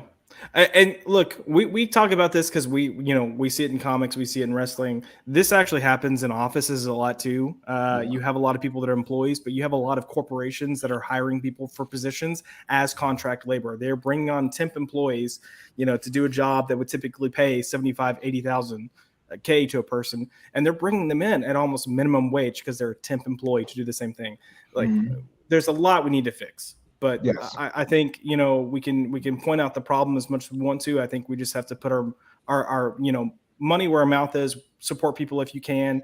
And then if you're in a leadership position, do what you can to help create this change. Because the more that we keep things the norm, they're going to say the norm. The more you branch out to say, you know what, as a leader or as a business owner or whatever, I don't think this is fair, so I'm going to do this.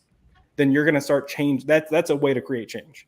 Yeah, definitely. WraithX7 says, is the rumor true that Claremont has a lifetime exclusive contract with Marvel where he gets paid by Marvel whether he writes for them or not? As far as I know, yes. Yeah. He's the Bobby Bonilla of comics. It's sort of close enough. I'll put it that way. He won't have to worry about 40,000. Yes, he will not have to worry when he goes to the hospital.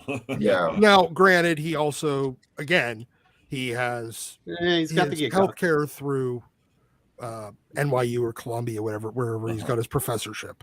Sure. Very nice. Callum Lyle says, Jerome, do Mega. That's fine, but it's my money in my time. I went in with an open mind for Last Jedi, and I can't trust anyone after that shit. He's got a point there, Jerome.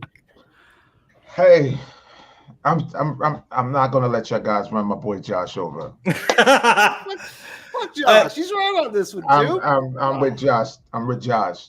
No longer All the way. I got you back, Josh. It's like Josh, right today, it's Power Man and Iron Fist, brother. Don't you worry. It's Power Man and Iron Danny Fist. Rand. Wow. That's right. Look, Danny.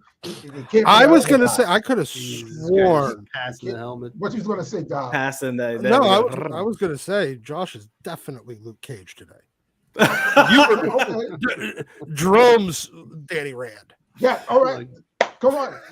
I'll take it. Let's switch it up. We can do All it. right. Yeah. Look, all I'm going to say Mantle is swap. Hey, if you- that's right. if you- Mantle swap. The Odd Couple. That's it. You're Jack Klugman. I'm Felix Unger. Which one? Whatever. Come on, man. We can do this. all I'll say is if you don't like something, it's fine. And if you want to articulate that you don't like something, that's fine. And if you can articulate it, that is also fine. That's even better. But going on a like pity party parade about how much you don't like something, if you repeat it constantly, like, cool, we got the message, we heard what you had to say. That's my stance. And that if you just keep take of the day, I gotta interrupt you. If you keep just whining about the same shit over and over again, don't get pissy when someone's like, dude, we heard enough, shut up.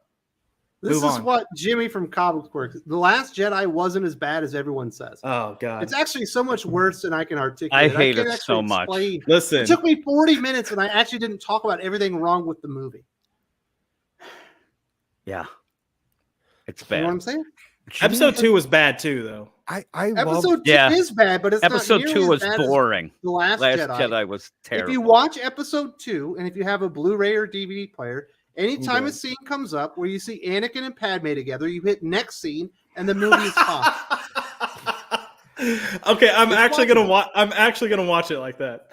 Anytime those two get in the room together, you hit the next scene, it's a good movie. Are we really shocked that Jimmy has a bad take though? No, Jimmy has. I love Jimmy, but he has terrible taste. Yeah, terrible. My goodness. Terrible. Common Sense support Peter David is currently at $68,994, raised of its $80,000 goal. Buy his work too, including his Young Justice Book 6, which is out now, and Joe Fix It.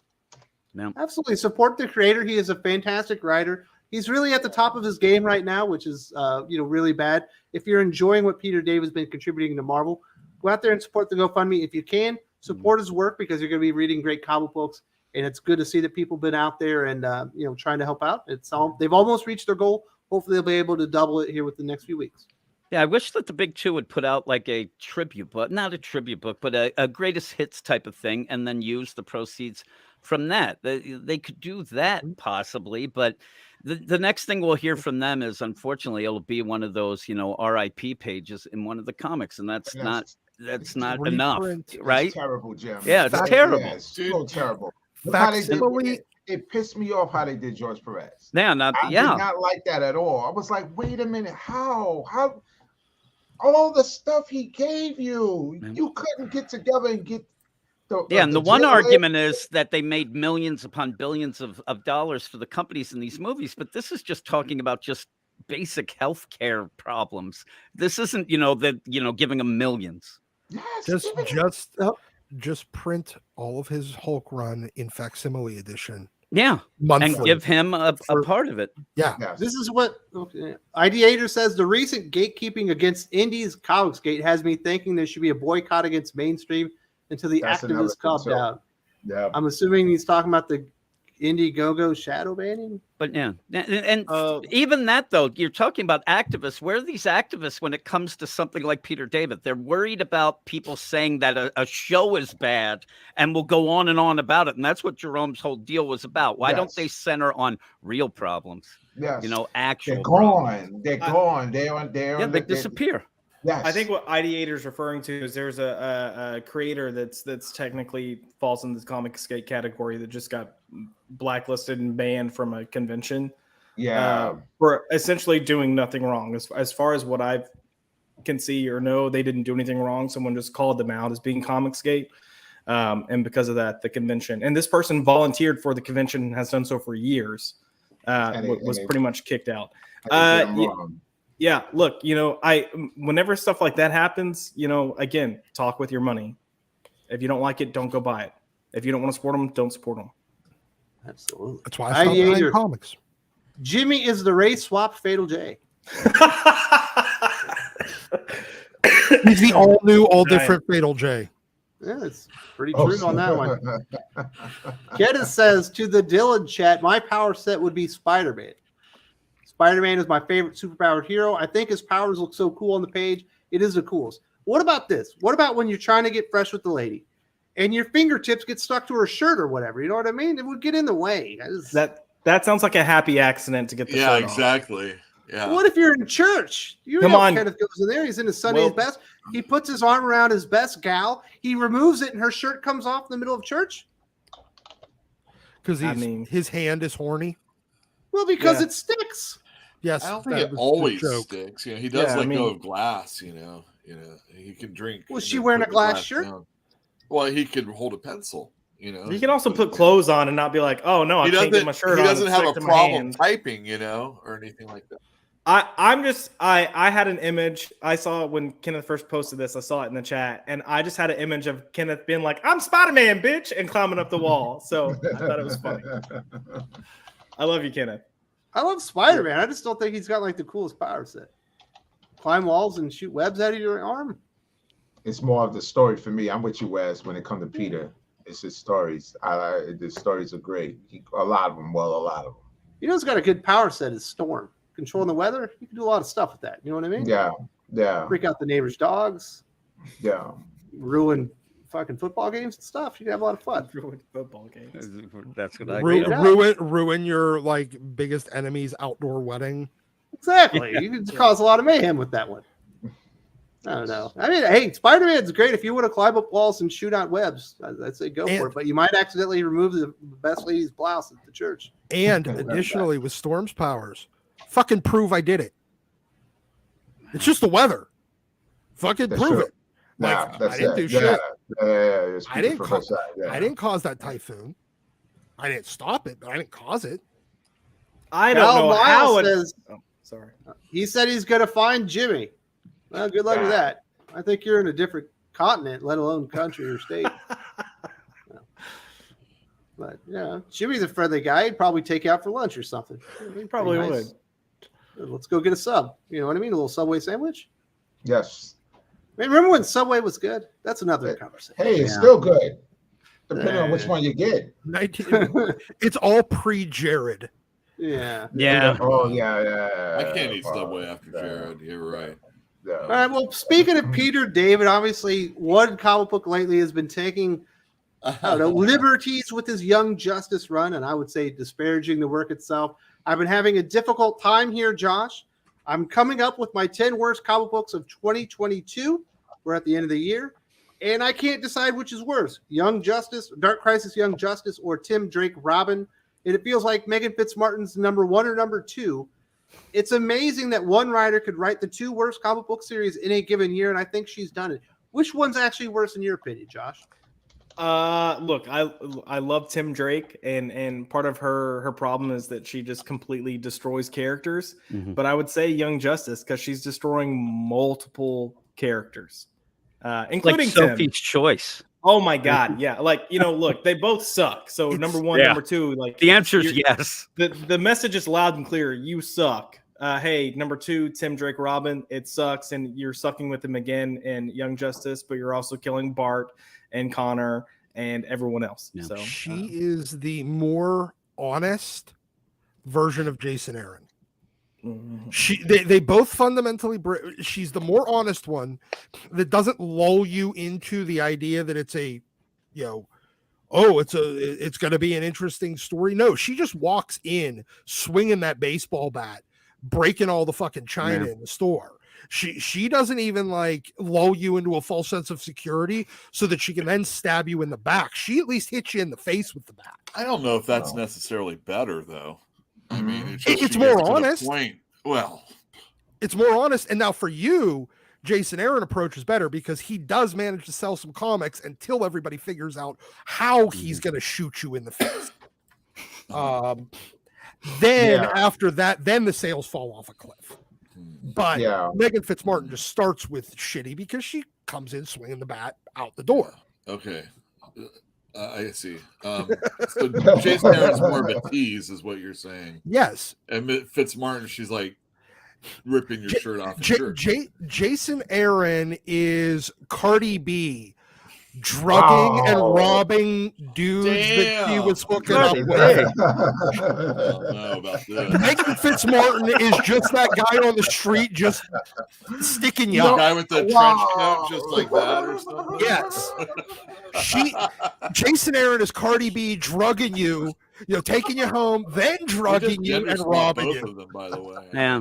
Megan Fitzmartin doesn't even seem like you even have to take her seriously, though. She hasn't done anything, and you kind of just look at it as a joke. Jason Aaron, they push, and people even in the comments, if you argue about Jason Aaron, they'll come up with, a couple things that he's done well.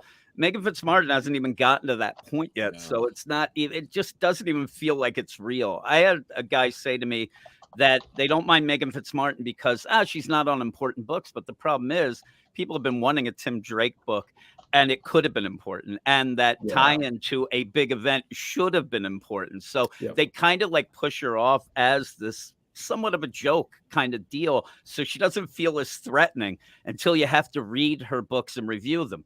Then you know the threat she is, because they're terrible. They're just awful books.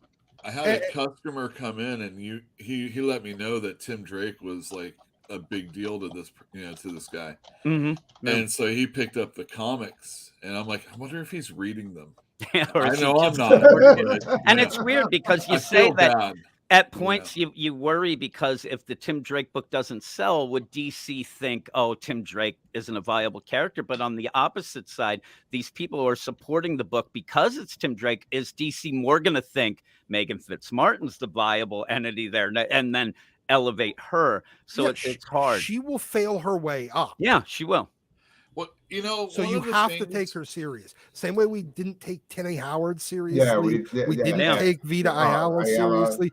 They fail their way up into ruining things that do matter. And that's the problem. And it's like, and then there's this invisible, this unethereal type of force field where if men like me, Doc, or Jim, or any one of us, or say anything about them, that's when the ist or the phobe come in, and it's like, hey, wait, are you guys? You're forgetting the talent. The talent supersedes everything. You're just suspending that part, and it's just like, oh, you're attacking her because of A, B, C, D. No, this stuff is terrible. Yeah, it is. And to go back to even Josh talking about Wakanda, that's why when you come in with it, you have to have arguments and you have to have an opinion, not just it's horrible. Oh, I hate it. But, you have to have, and there's a lot of reasons. Something clear, you don't have to, that you can touch. Like, I mean, if you go out there and start arguing about it, that's fine. But there are a lot of points that you can bring into this besides just, oh, it sucks. And what do you think is worse, Jim? Doesn't want to hear it. Dark Crisis, Young Justice, or is it Tim Drake Rob? Yes. And that's the thing, though. The Tim Drake book, I think, is going to end up sucking more, but the Young Justice book, it ruins more, but it's also a tie-in to the big event, and it did. But the art's so much better. It is. Oh, wait. Orders of magnitude better. In the Young between Justice. that and Robin, that's what you're saying, right? Wes? Tim Drake Robin book is hideous. Yeah, that's bad. That's bad. Yeah. That's bad. Like I told you, that guy was used to be in the Batman books, right? And during not Failsafe. Harley. Yeah, he did No, Harley. He he did did some of the Harley. Batman way back with Yeah. Steve Orlando. That Night of Yeah, the Monster Monster Men he Men. did was Yeah. terrible. Yeah, Everybody yeah, had a yeah. giraffe neck. Yeah, you fall asleep looking at his stuff. It's like, oh, this is bad. Like, I said it oh, makes my eyes vomit when I Well, look no, at that stuff. Jim, hey, you got it. You got it. It is bad. That's Yeah. bad. And it's weird too. Again, both they should be 1 and 2 on your list, Wes. Is the answer, and it's just 1A which and one. 1B? Yeah, and it's just that day which 1A one and you want to 1B. flip a coin. But The only Tim comic Drake book book that's already close feels to like a joke. Marauders. Yeah, yeah. This new one, right? Wait, that's yeah. Orlando, though, right? Yeah, that one's Yeah. terrible. I can't. Yeah. I mean, I see a lot of people on social media say, you're not supposed to say anything negative to bring it, to the conversation. But Steve Orlando is horrible, and we're talking about Fitzmartin, but I have gone in hope. He's like, oh, I'm going to bring. Oh, that's a good villain. Who's that Grant Morrison guy with the headband in the Justice League? The helmet. That's a pretty cool Prometheus. Prometheus. He's a cool villain. But he was gonna use him. He's gonna Well, you remember how Prometheus went down? So Steve Orlando had Prometheus get defeated with a lady with a taser. Yeah. She walked up behind him and tased him, and he just, a guy who defeated the Justice League, and she got taken out by a random woman. Did at least say, "Don't tase me, bro"? No, it would have been great too, as he went and cracked his pants. It's boring, man. That's really what it is. It's Steve Orlando is boring to me every time I read his books. His dialogue, if you read out loud, it's hilarious. By the way, really? Yeah. By the way, those people that say you shouldn't add anything negative to the conversation, Well, those people can go fuck themselves. Yeah, they don't want to have any conversation about something, and it's okay. Well, they can still go fuck themselves. I understand where you don't want to be all negative, but you don't want to have a conversation with somebody that you interact with about why. I mean, that's what the comic story used to be about. You like that character? You like that story? You like that artist? I mean, I'd be fighting you in person, maybe talking about Riley Rossmo and going to a book of his that, maybe I could throw you on or something like that. But you can't even get into those conversations with people. It's so sad. Every Jim, week I wasn't get your told. comic book of the week last week, Tim Drake Robin? It was not mine. No, it was Weird Eric. It was Eric on the podcast. Mine was Action Comics. But you say this. I told you that. I think that his score for book of the week was still like a 5.8. That he just didn't like anything that was going on. But last week was not good. This week was nice. And it's worse this week. But even every week, and Josh dealt with it as well. Every week you get told, why are you reviewing books if you hate them? Why are people on Twitter saying you shouldn't give a negative score? These people work hard on things, and that doesn't make any sense. I love the line that every comic book published is a miracle. It's like, we don't get 60 new comic books a week being published between Marvel, DC, and the Indies. A week. Like, it's a miracle. Every comic book that gets made, it's like, get the fuck out of here. Every Big Mac is a miracle. You can't complain when they get half of the Big Mac's sausage out the side and the lettuce isn't there, and they don't can't even eat put those the driving. sauce. I'll tell you, it's the Taco Bell of burgers. And here's the thing. Once again, these creators fought for years. They sell their personal brands on being the writer of Justice League or Batman or Superman or Spider-Man. So guess what? They want the praise from it. You could take the fucking criticism. They don't want the responsibility. You giant pussies. Yes, they want all the power and none of the responsibilities. Congratulations, they're all villains. Yeah, Marguerite Bennett, I think pronounced it.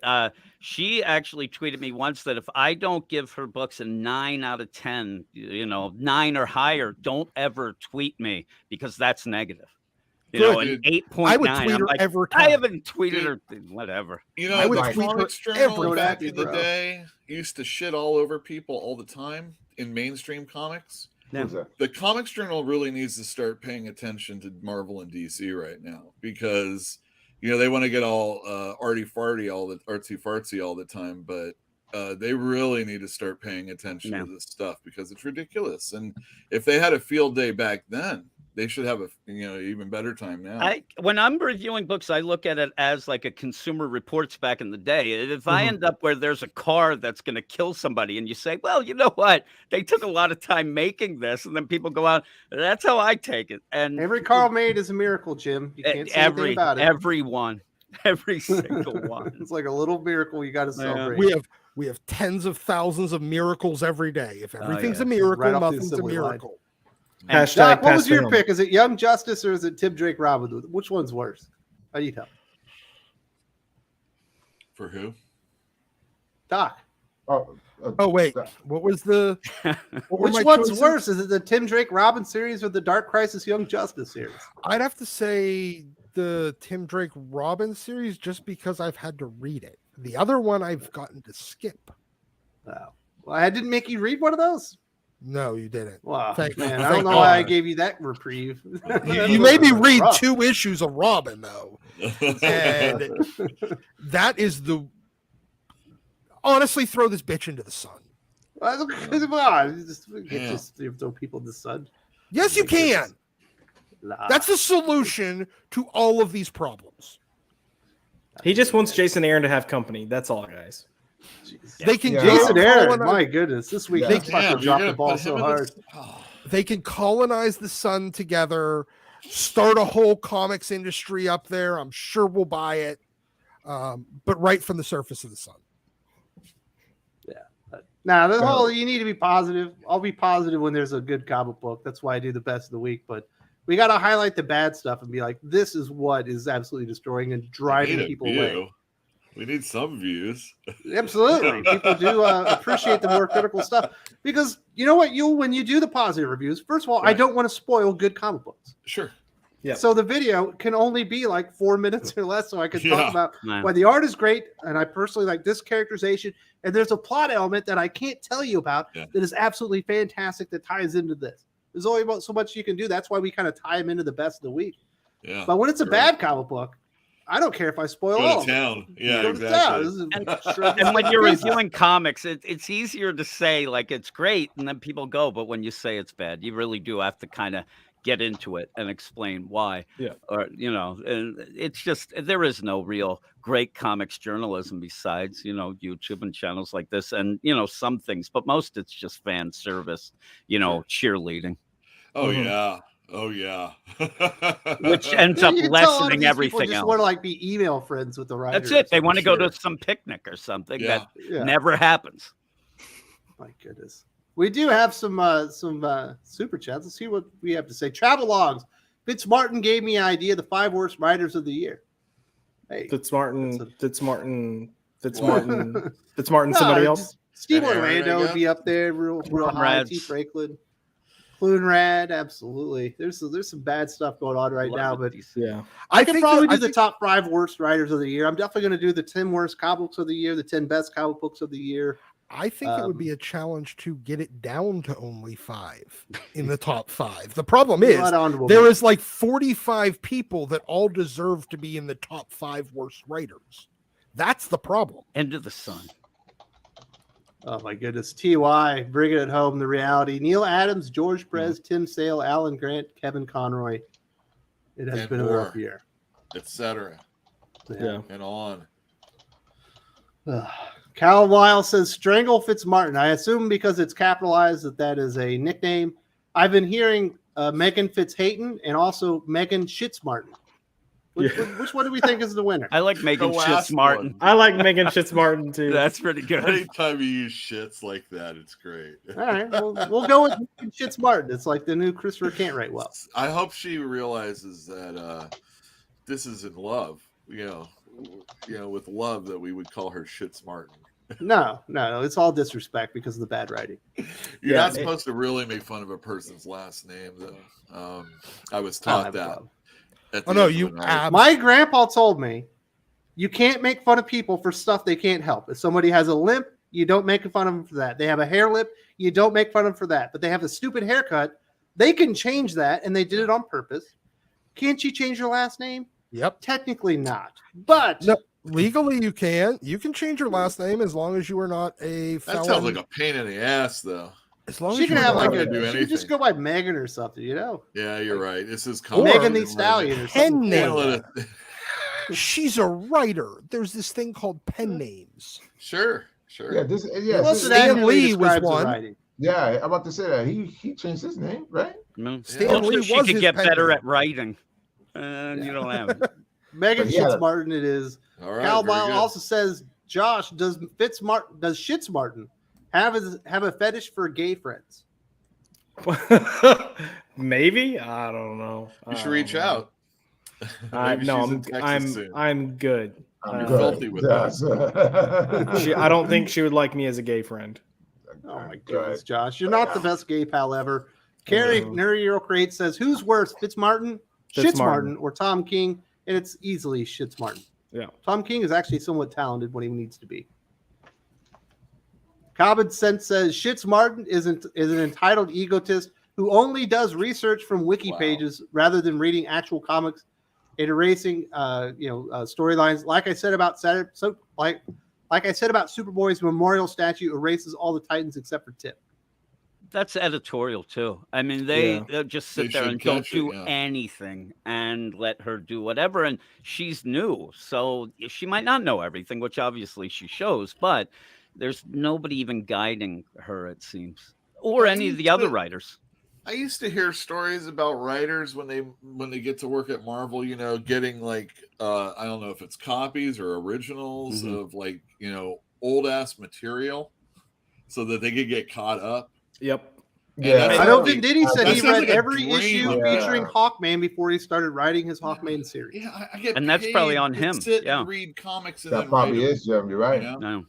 Yeah, some Yeah. people care, and some people want to write something good, and others are just there. But you have to guide those people. Jim, that's not even the more. first time you've heard about wiki pages, though, when it comes to writing. No, that's No. kind of what they've Wow. been telling a lot of the DC writers, and That's it messed just up. it's happening right now with Clunrad, and they're newer, they're not great, but they don't have any guidance. Where Cluemaster in the current continuity was alive, and then in the Backrows book, there, he's now alive, and stuff doesn't. It's all messed up. And when I asked Michael W. Conrad about it, he said, "No, nobody told us. They said to read the Wikipedia fandom pages, and that's it." Holy cow. Yeah, You gotta and do that it like sucks. they gotta do it like how you said it. The editors would probably give them a whole bunch of books, reference books Well- to go back to and study and go from there. I gotta- got $5 says they do. They just sell them on eBay as soon as they get them to Oh, make up for the damn. fact that they don't get fucking paid. And how- Yeah. I mean, look, they're not going to give you physical books anyways. They have a whole Comicsology database. Yeah, that I'm sure literally they can just They give them just have their to own give you the login. login for, Yes. so you Yeah. can go read Yeah, your and just books. access them. Yeah, that's what I would do too. I would just historically And the read that editors should have already done that, Yeah. on a group. And there should be editor. a database. If you want to talk about this character, Yes, this is where Put you it find in. the stories. If you need to talk about this part of the character, this is where those stories happen. yes. But this is something DC has done for years. Even Villains Month, way back at the beginning of the New 52, ended up where people were just told, just write whatever you want. Just write a story, make it edgy. And, well, what should it They don't. That's how we get the One Bad Day series that doesn't make any fucking Yeah, sense. it doesn't make sense from book to book or even within a book. I think that was just, you need this page length and kind of make something miserable. Yeah, I don't need any more than that. Common Sense also says, if I work for the comic or TV industry, I would openly call out Megan and these bad writers and say that the industry hiring people who don't care, because I'd rather speak the truth rather than tell lies and chill. You'll never work again then. No.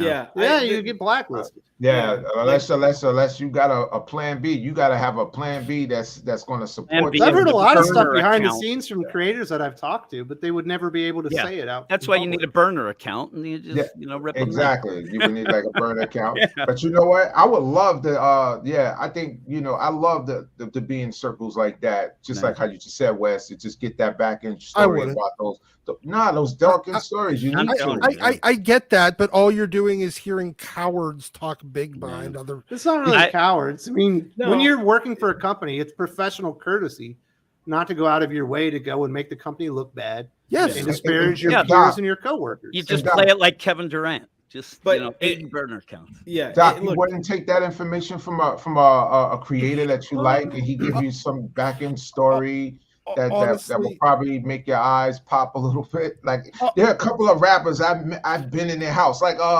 DMC Bow Wow? or Curtis Blow. No, I wouldn't. Oh. They'll tell me these wild stories about other artists that I grew up with and was fascinated with, and they're like my heroes. And it's like, well, he did this, this guy had, he set me up on tour or something like that. You wouldn't believe the story. And it's like, no, I look, dude, I get all that. The problem is, yes, it would satisfy some morbid curiosity, but all it would do was make me hate these people even more. That's it. It affords me as a creator to be more confident with certain things that I can say without citing where I got the information from. But I, kind of validate some opinions and stuff like that. Yeah, like there's definitely a benefit, like especially I know Jim's been in this boat where creators have shared information about stories they've written, and how they didn't get to do what they wanted to do or were mandated to do something that was terrible, and sharing that privately to someone who has a platform then lets that story get out there without the creator shitting on the company. That's what happens. Yeah, there's a lot of big writers that do that every day. Yeah, and then the thing you got to look for is listen to what writers talk about, and then what they don't talk about publicly. Whatever they don't talk about, that's your answer. They don't like it. Mm-hmm. James Hannafin says, "What's even worse is they brought the Tim Bernard relationship into the Titans TV series, and it's absolute cringe.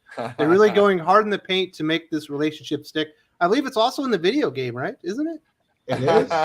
It's in the TV show. Wow, I think they changed Bernard's name to Fitzmartin, right? I think they actually did. Like they gave last name of that. I believe. No, you know what? Look, that shows I heard. Anyways. At this point, let them shoot their own IPs. I don't fucking care anymore. Yeah. Let them kill them. No, you don't. Just let them kill all their IP. Maybe somebody eventually will salvage something left over. But at this point, burn it down. And I just looked it up. Bernard Fitzmartin in the Titans show. Christ. They gave him that last name. Wow, look at that. Happy Steve said, "I heard Doc say throw the earth into the sun." Well, that would be trash. I would be okay with that too at this point. You just want it to be over, huh, Doc? You've had enough? Exterminate us. We had our chance. We didn't. It didn't work out. Bucket Think Tank says Tim Drake Robin was worse because I could at least stand to look at Young Justice. I agree. Yeah, the art is. Whew, it's something to behold. Yeah. Have you noticed, Josh? Have you been reading Tim Drake Robin? Hell no. I was going to ask you, do you think Bernard is female coded? I think they're all kind of female coded. Like even Tim looks like a young Selena Kyle. And there was a dude in the last issue that had a balding, like the most receding hairline, but long hair and tits. So I have no fucking clue what anybody in this comic is. Yeah. Their heads are huge in that book. It had a 9 head. Yeah, we need all the gays to come together to be like, go after Megan Fitzmartin and be like, hey, what's the artist's name? Shits Martin. Riley Rossmo. Yes. They need to come after Shits Martin and Rossmo and be like, not all homos are flaming, like flamboyant queens. No, everybody try to see if we can. Gay man is Robin to be. I like that. Everybody's tiptoes in that book too. You look at they're just prancing around, even with the literally on their tiptoes. Yeah. Everybody. And just like with that, ballet. The story is a mess. I mean, it makes no sense. There's no story. In 3 issues, it is a mess. You know what? I can't wait for the next series where he's literally like Robin is the hero of a trailer park. Because that's where he's at. Yeah, you're at a water fucking trailer park. Good job. Yeah. The marina. He loves that marina. It's a water trailer park. On what James said, they might do that in the Gotham Knights game. Don't play. It's really boring. There's a cute cutscene with the pride flag, which hints at it. That's the rumor that I heard, that they were going to do that with him in the game, but it's whatever, man. Mm-hmm. It's rough going these days. Is it, in the game? Once again, we draked things. Are you doing like a long Halloween? And then you can. I think added a little bit to the phrase draking. It's where they go all in. They don't give you any medium where that Drake. character exists where they're actually the way you remember. Josh, And you see they that? will gaslight the fuck out of you into believing that that's the way it's always been. Goblin Sen says Jason Aaron's best work is Weird World with Mike Del Mundo. Who will win in a fight? Conan the Barbarian, Archon the Magnificent, or Goletta the Wizard Slayer? Conan the Barbarian, no problem. Conan always finds a way, but I he will defeats second even that like Weird gods and World. stuff. He doesn't lose. No, yeah, exactly. He ain't nothing going to stop him. I agree. Weird World was pretty good. I don't think it's his best. You should look at the other side. When he first started for Vertigo DC, he was hot. He did Other Side, which was a nice little juxtaposition between an American and a Vietnamese going to war, going in and then going to war. And then he also did Scalped. It was a little too heavy on the N word for me personally, but I remember that he did that. Wow, that was an bad. awesome one. Ah, I used to sell that shit out of that. And he also did Southern Bastards, which is never going to get finished. And that one's really good too. that looked good. The art looked good. I remember that. That does Jim, who yeah. wins? Conan the Barbarian, Conan. Archon the Magnificent, Goletta the Wizard Slayer. Conan wins. Conan always Yep. wins. Yeah. Always finds a way. I love that's why that's a damn good character. Superpower. Dill Lindsay, I thought Ocean Master benefited from the new 52. His issue in Villains Month was easily my favorite of all of them. Jeff Johns' Aquaman run is top tier. Absolutely, that's probably the best run in the new 52. Yeah. One of them, yeah. Yeah. Although I wish they would go back to the original Ocean Master look when he had like the fish helmet. I love Yeah. the fish helmet. Looked like perfect. Yeah. Ugh. Mhm. He You doesn't can at look least very be in the cool. background of where he is. If you're at like his home base, you can see it hanging out. Maybe. They probably We want to just- avoid it because it's so complicated to draw. Well, yeah. But it is beautiful. Oh, both versions, the ones with the wide ears outward and the original one. I want the Jim original one. Aparo- Yeah, the one Jim Aparo used to draw, right? And Nick Carty. That one was great. Those were Like good, yeah. even older than that. Yeah. I'm going old school, but No, those are the guys. Blade Graber Yes. says, it's funny, Prime One Studios is doing a 1/4 scale statue of Alfred to go with the Batman statue. First one of him ever. They're doing it when he's dead. Technically, he's kind of come back in Batman versus Robin, sort of. he needs to come back. It's He's time. kind of back. Right, Jim? He's All right. back, right? What's that? Alfred's back in Oh, Batman versus Robin. Not Kinda. really. No? He's kind of is, but his spirit is, but it was kind of tainted. So he'll be back. He'll Yeah. be back. But it was a weird play because the end up where when he came back, nobody was real that excited for it, and then when they revealed that he ended up kind of not being that, nobody was really upset. So he'll be back. Yeah. He needs to Hopefully, you come get the back. statue. Kenneth Dowling, Justice League Dark versus Midnight Suns. Which version of Midnight Suns? That's the Well, one. which I guess the version one of that's Justice going on League right Dark? now. I like Well, the other one with The Blade. Justice League Dark will beat They got them, right? Wonder Woman. I think the Yeah. Justice League Dark. Yeah. Just on that They'll beat alone. them. Hands down, they'll beat them. Dr. Fate on the team a lot of times. Detective Yeah. Chimp. Chip. I was about to say Yeah. Oh Detective yeah, Chimp. man, Yeah. Detective Chip's the shit. Man. You'll rip Yeah. your face off. You know what I Yeah. mean? He will You got throw some crap Santana. at you. Yeah. And then you got some interesting ones like Ragman. That's an interesting dynamic to Oh, have him yeah. there. The Yeah. demon, having a demon run around too. You can do a lot with that. With I those. wish it was with those called something characters. different. Yeah. It just- I It hate the doesn't- whole Justice League. Yeah. something else It's Like a thing. Justice thing. League Black or something? Yeah, well, yeah, I mean, get the yeah. Justice League out there. Out of That's there. what you got to do. I get you. Though. Yeah, you're right. It got to be knocked out. It Have gotta its be own something identity. else. I like How about that. the Dark Titans? The Dark The Titans. Titans. That's Throw actually anything- better. No, throw that out. Just like something else. It got to be Dude, like how the dude, Midnight something Suns is its own entity. Uncanny Dark. All right, I Uncanny like Dog. that. No. Have you noticed that DC, all their logos are the same? I was finally looking at them and I'm like, It's all the same font. everything's the same from Batman all the way to Wonder Woman, Young Justice. never noticed that. It's just, they're horrible. It's just Yeah. so. They're and not I like how they understand were. They did the branding thing with and the X-Men everything. when they relaunched it under Hickman. That was like one of the things I noticed. Like all these logos suck. Well, he thinks Yeah. he's a design genius. Yeah. Or his people, whoever he pulls in. Oh, Hickman. Yeah, I mean, I'm doing Hickman's a something terrible different, designer. so, yeah. Dark Society. Does Air Harlem have it? Dark Society's pretty good. Yes, right. Yeah. Justice Society West. Dark? West, you got it. You No, got it it. wasn't me. That's Air Harlem. I like it. There, Harlem. There it goes. I like pretty Dark good. Society. That's the one. Yes. Very good. Yeah. He's got a There's good some handle. John there. Constantine in there. I like the Yeah. team, you know. Yeah. Shabalaw says Tim is a perfect example, taking a multi-layered character and boiling down to a one note across the medium.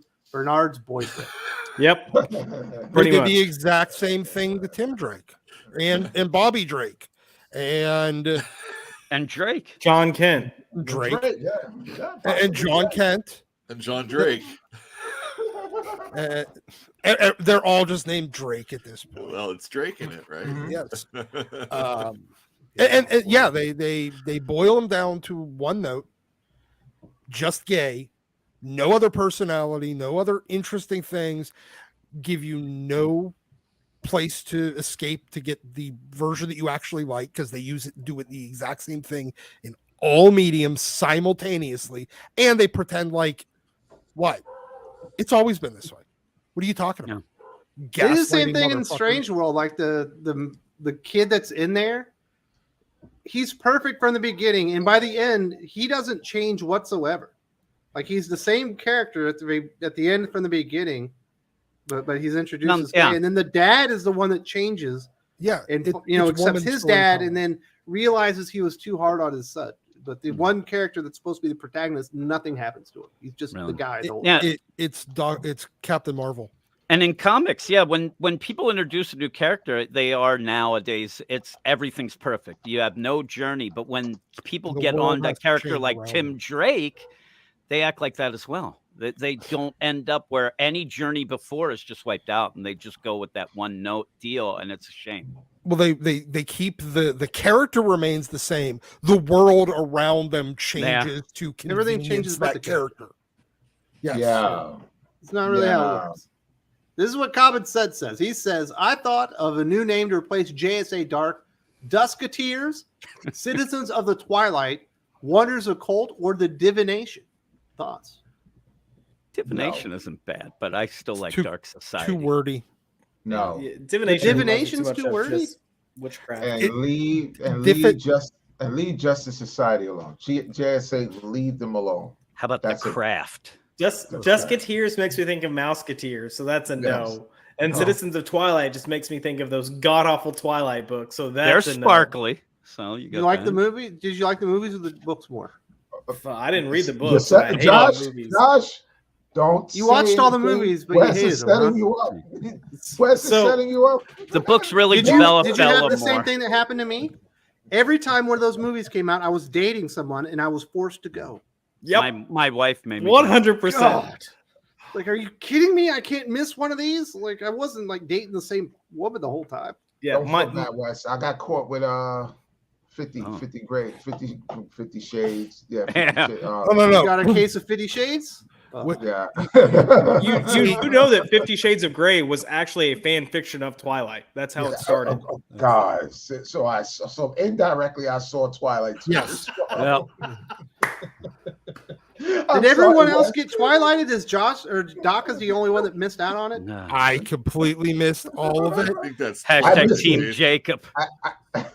I very happily just told the girlfriend that I was seeing at the time, no. You should see that with your friends. I was will Team not watch Jacob. that. Flat out, Doc. I will Flat not out. Edward watch is such a nothing about that character made any sense. This girl smelled so good that he was like he wanted to devour her and eat her immediately Yeah. because he could tell that her blood was delicious. So he decided to fall in love with her and not eat her. Yes. Just This is like so he could- typical fucking woman fiction. Doesn't make any goddamn sense, and everything changes but the woman, and a bland generic woman is perfect.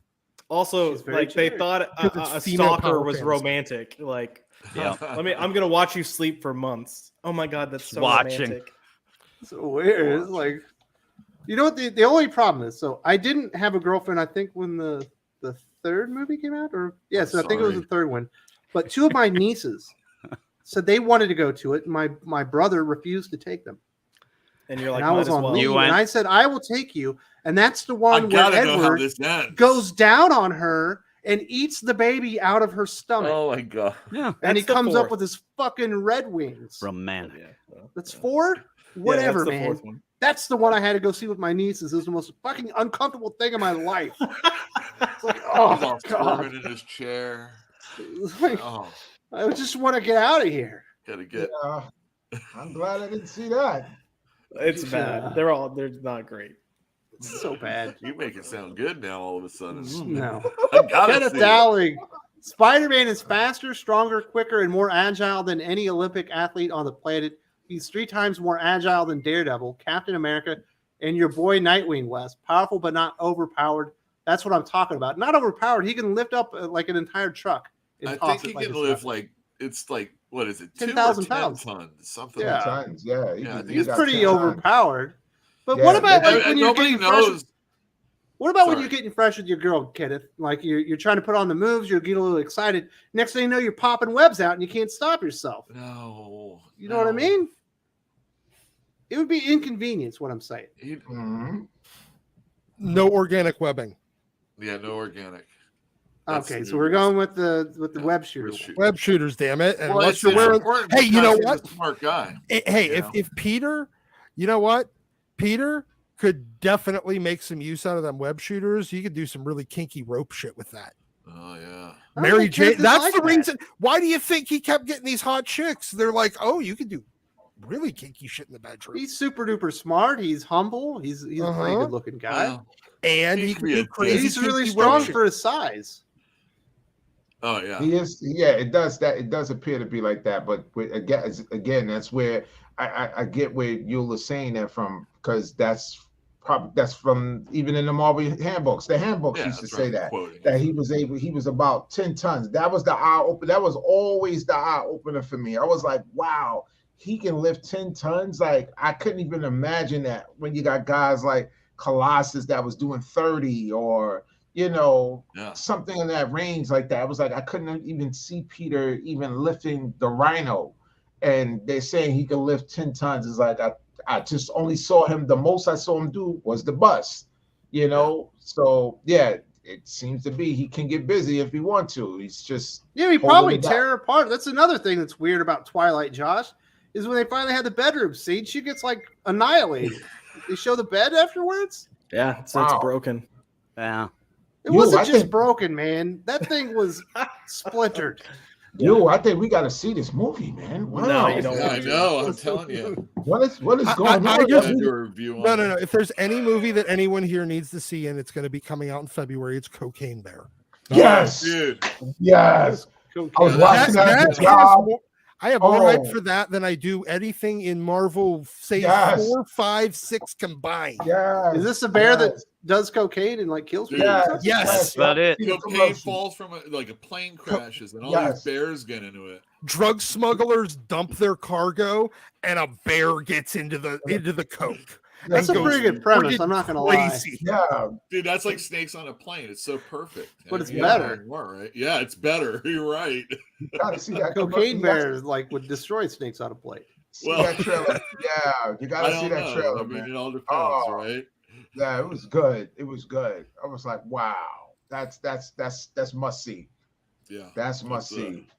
Common Sense says, seriously, Twilight reminded you of the Twilight books, not Twilight Zone. Twilight means light and darkness. I was thinking the original name for the GSA. We understand where you're going from, but you're doing this within the zeitgeist of popular culture. Twilight. Yeah, you're right. I still think he meant Twilight full out. Full out. He's trying to cover his dress. Yeah, that's right. He was testing the waters a bit. Weird World, I had to see the movies. I can't get it out of my mind.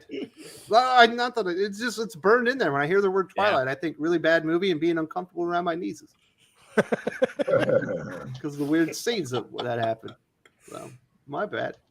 Dylan Lindsay, why is I think that's Megan Schitz Martin allowed to write Tim Drake Robin? Shouldn't a bisexual gay male be the one writing it. That's not my rule; it's their rule. White women can do what they want. Yep, women are allowed I'm to sure write. she is on Woke a, white back women get a pass. Yeah. They're like Them's the rules. Apparently. Yeah, woke white women.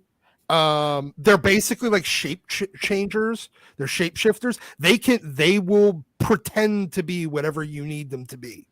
They're the master key that can fit into any lock. Yeah, the minute you start hanging out with them, they like the same music you like. No, that's my wife. Know? She thinks she's true. 15. Like, what do you like football now? Yeah, It's like, what do you mean? really. I'm watching this so you won't be around. Jersey. Yeah. I like you wearing my team's colors and everything, but didn't you like the other team? Yeah, now you got to spend another $70 to buy her a goddamn jersey. You want a jersey too? She wants the name on the back too. Same right? player, huh? Perfect.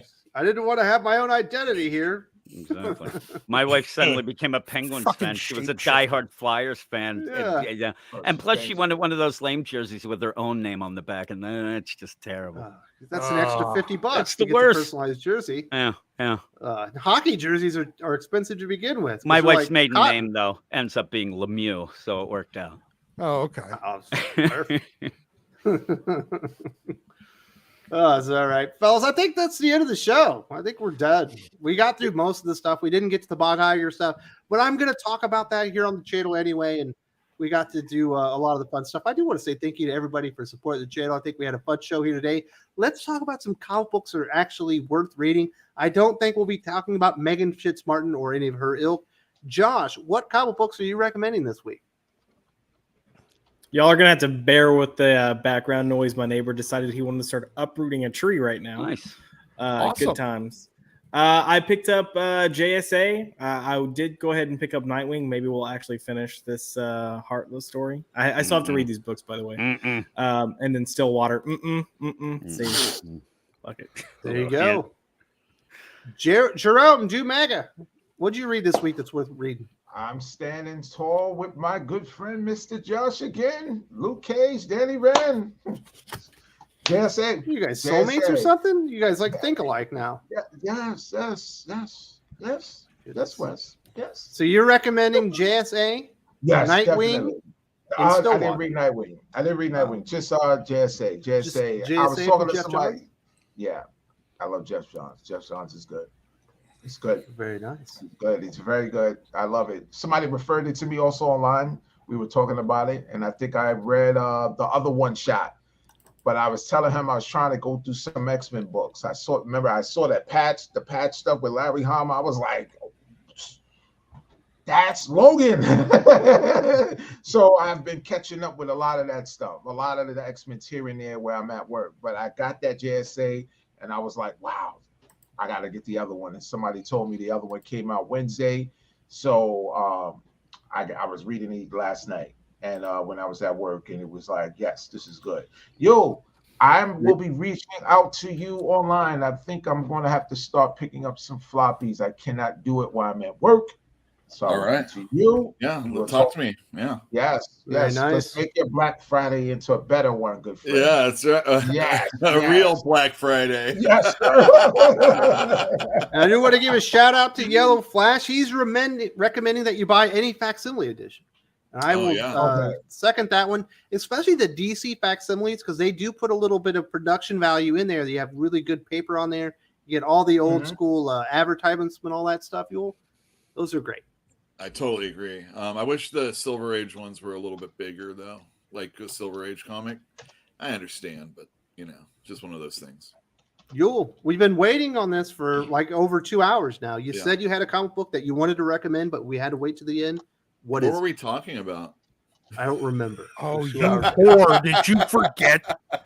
We went a lot of different directions on this show. We ended up talking about Twilight and Red I want to Wing. let everybody know that it's understandable why people don't like Jason Aaron's Avengers. I feel from time to time there are good issues, and the most recent storyline has had the Avengers running through time chasing Mephisto. As standalone issues each time, they've been pretty good. Yeah. And I've enjoyed this. So recently I've been catching up, and I have not read Avengers Assemble, but the Avengers, the last storyline I've liked. This comes out next week for all you George Perez people. It's like poster size or little big or smaller than poster size covers of his. And then this came out a couple weeks ago. Copra, this hardcover. It's like 12 issues. Image is doing the reproductions of this guy who self-publishes his book and does everything, including sending the books out himself. And it's really good, especially if you are like dissatisfied with superheroes and you want something that's not mainstream. So, you know, if you're like, I can't handle any Riley Rossmo, you might not. It's not like that, but it's independent.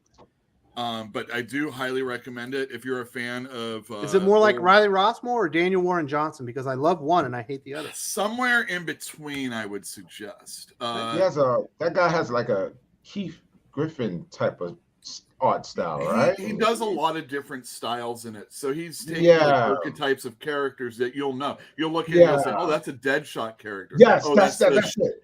That's the Doctor Strange character. Oh, that's the Shade the Changing Man character. He even has one that's like a ninja and he draws it like Frank Miller would in his own style. And Copra. It's like I said, there's a big collection. They have individual collections. And it's still coming out. And if your comic store orders it from Michel Fife himself, they'll have it in your store. Issue-wise. I just call him Michael Fife. You can do that. I think he's the savior of superhero comics as far as like going forward is concerned. I think he'll never spell anything though. We've got a few things here. We got Drew from Comics Elite says Born of Blood 3 is out this week. Is Born of Blood 3 selling in your shop? Is that a Berkeley comic book? Or is that more like a Midwestern? Not so much. I've been trying to push it. I had Joe on the show. You know, he's been doing some co-writing, editing, script doctoring, whatever it is he's doing. And, you know, people like him on it. But it's just, you know. I've heard from a lot of shops that they're selling out every week. I like it. I think Born of Blood's excellent. I recommended it. I haven't read this issue, but it's got sex appeal on the covers. Inside, she's a badass. She had to earn everything she did, you know, going forward. But, you know, it takes a while for people to buy a fantasy that isn't Conan related. And they passed the helmet. And they passed the helmet. Very important. So we're looking out for Born of Blood number 3, and Drew will be joining me for Best of the Week here in a few hours here on the channel. And it's going to be the shortest video we've ever done. I can tell you that right now. Kenneth Dowling says, Josh, I wanted to run this by you. Actor Joe Manganiello talked about Ben Affleck's Batman, where Deathstroke is like a horror villain. Deathstroke hunts down Batman and everyone he cares for. Deathstroke is everyone but the Terminator. Everything but the Terminator. He used to They should have made that movie, Josh. Yes. Oh, yeah. I mean, Ben Affleck's got. Yeah, I'm having to mute. Sorry, y'all. Ben Affleck's got a good, mind. He's got a good head for film. So I would have watched it. You know, I wasn't fond of what Zack Snyder did, but I would have been open to it. Why not? This is good casting for Deathstroke too. Like he had a good look for it. Yeah, he was awesome. I dig it. Yeah, it's too bad. Hopefully, we end up getting that movie. We'll see what James Gunn and the team are able to do to kind of salvage the DCE moving forward. But they don't need 5 Batman or different Batman characters going on at the same time, which it sounds like he's going to do. Apparently, that was part 1. Here's part 2. My goodness, I thought that was. I'm sorry that he isn't the comic. He's too fast, too strong, and too good. Batman can't beat him. Batgirl and Batman take on Deathstroke, and Deathstroke rips the floor with them. Both of them. Sounds like a lot more exciting than the Reeves movies. Yeah, that does sound exciting. And Deathstroke's such a good character. They haven't really gotten him right. And that was a good casting for him. So, Jim, they should have made that movie. Yeah. And I apologize to Kenneth for butchering that. I didn't realize it was part 1. That would have been cool, though. I'd be in. So, thank you for bringing that one to our attention. Jim, what are you recommending this week? I would say I'm going to go with Jerome and Josh to start with. I'd say JSA and Nightwing. If you're enjoying the Nightwing book, this is more, the fan service stuff that is in the regular deal. It's a origin of Heartless, so it gives you that. Hopefully we'll see Heartless before 2025 in the regular book coming up, but I'll also go Erratic, and which you introduced me to, Wes, and Strange Academy at Marvel. So a couple books. Strange Academy came out this week? Yeah, there's a finals #2. That I missed that one. I'm gonna have to Oh. read it. Did I miss some comic book I should have been recommending? That might be on my list. Maybe. See, Whoops. now I helped you out. You did help me out. I appreciate that one. Doc, last but not least, what are you recommending this week? I have a couple of old things to recommend because there is absolutely no way I'm recommending anything new. First, one of the color books from Jeff Loeb and Tim Sale. This one I don't think gets enough love. Hulk Gray. I really did enjoy it. That's It a good wasn't one. Perfect, but Give it was you a good. lot of good back information on the story as far as how he changed and then his relationship with what's her name, Betsy. Yeah, Betsy And Ross. Sales Hulk is awesome. Then the original long shot miniseries from Annie Nesenti and Art Adams. You get 6 issues of Art Adams interior art, which is kind of unheard of. Yeah. Great story. And it's an intro for Longshot and Spiral and Mojo. Well, Mojo and Spiral, I think, might have art. No, that was all their first appearances. So that whole Mojo verse thing kicks off from there. And then now that one's going to be a little pricier, but one that's actually going to be pretty cheap for you to find. Ed Brubaker did a Doom miniseries called Books of Doom around 2005 with Pablo Raimondi's art. Really good, fun story. It was, I think, Brubaker's maybe first or second thing that he did at Marvel. It's so good. It really is. And it was what made me really hyped whenever he got announced to take over Captain America shortly thereafter. Yeah. Very nice. I like the optimism, Doc. You're a ray of sunshine there. You are. Very nice. I want to say thank you very much to everyone. I hope you all had a wonderful holiday. We're moving into the Christmas season. I hope you all are ready. We got all our presents bought. We just haven't wrapped them. We got the tree up, and I hope you guys are enjoying the season. We'll see you next week right here on the Comics Aficionados, and we'll talk about some more geek stuff.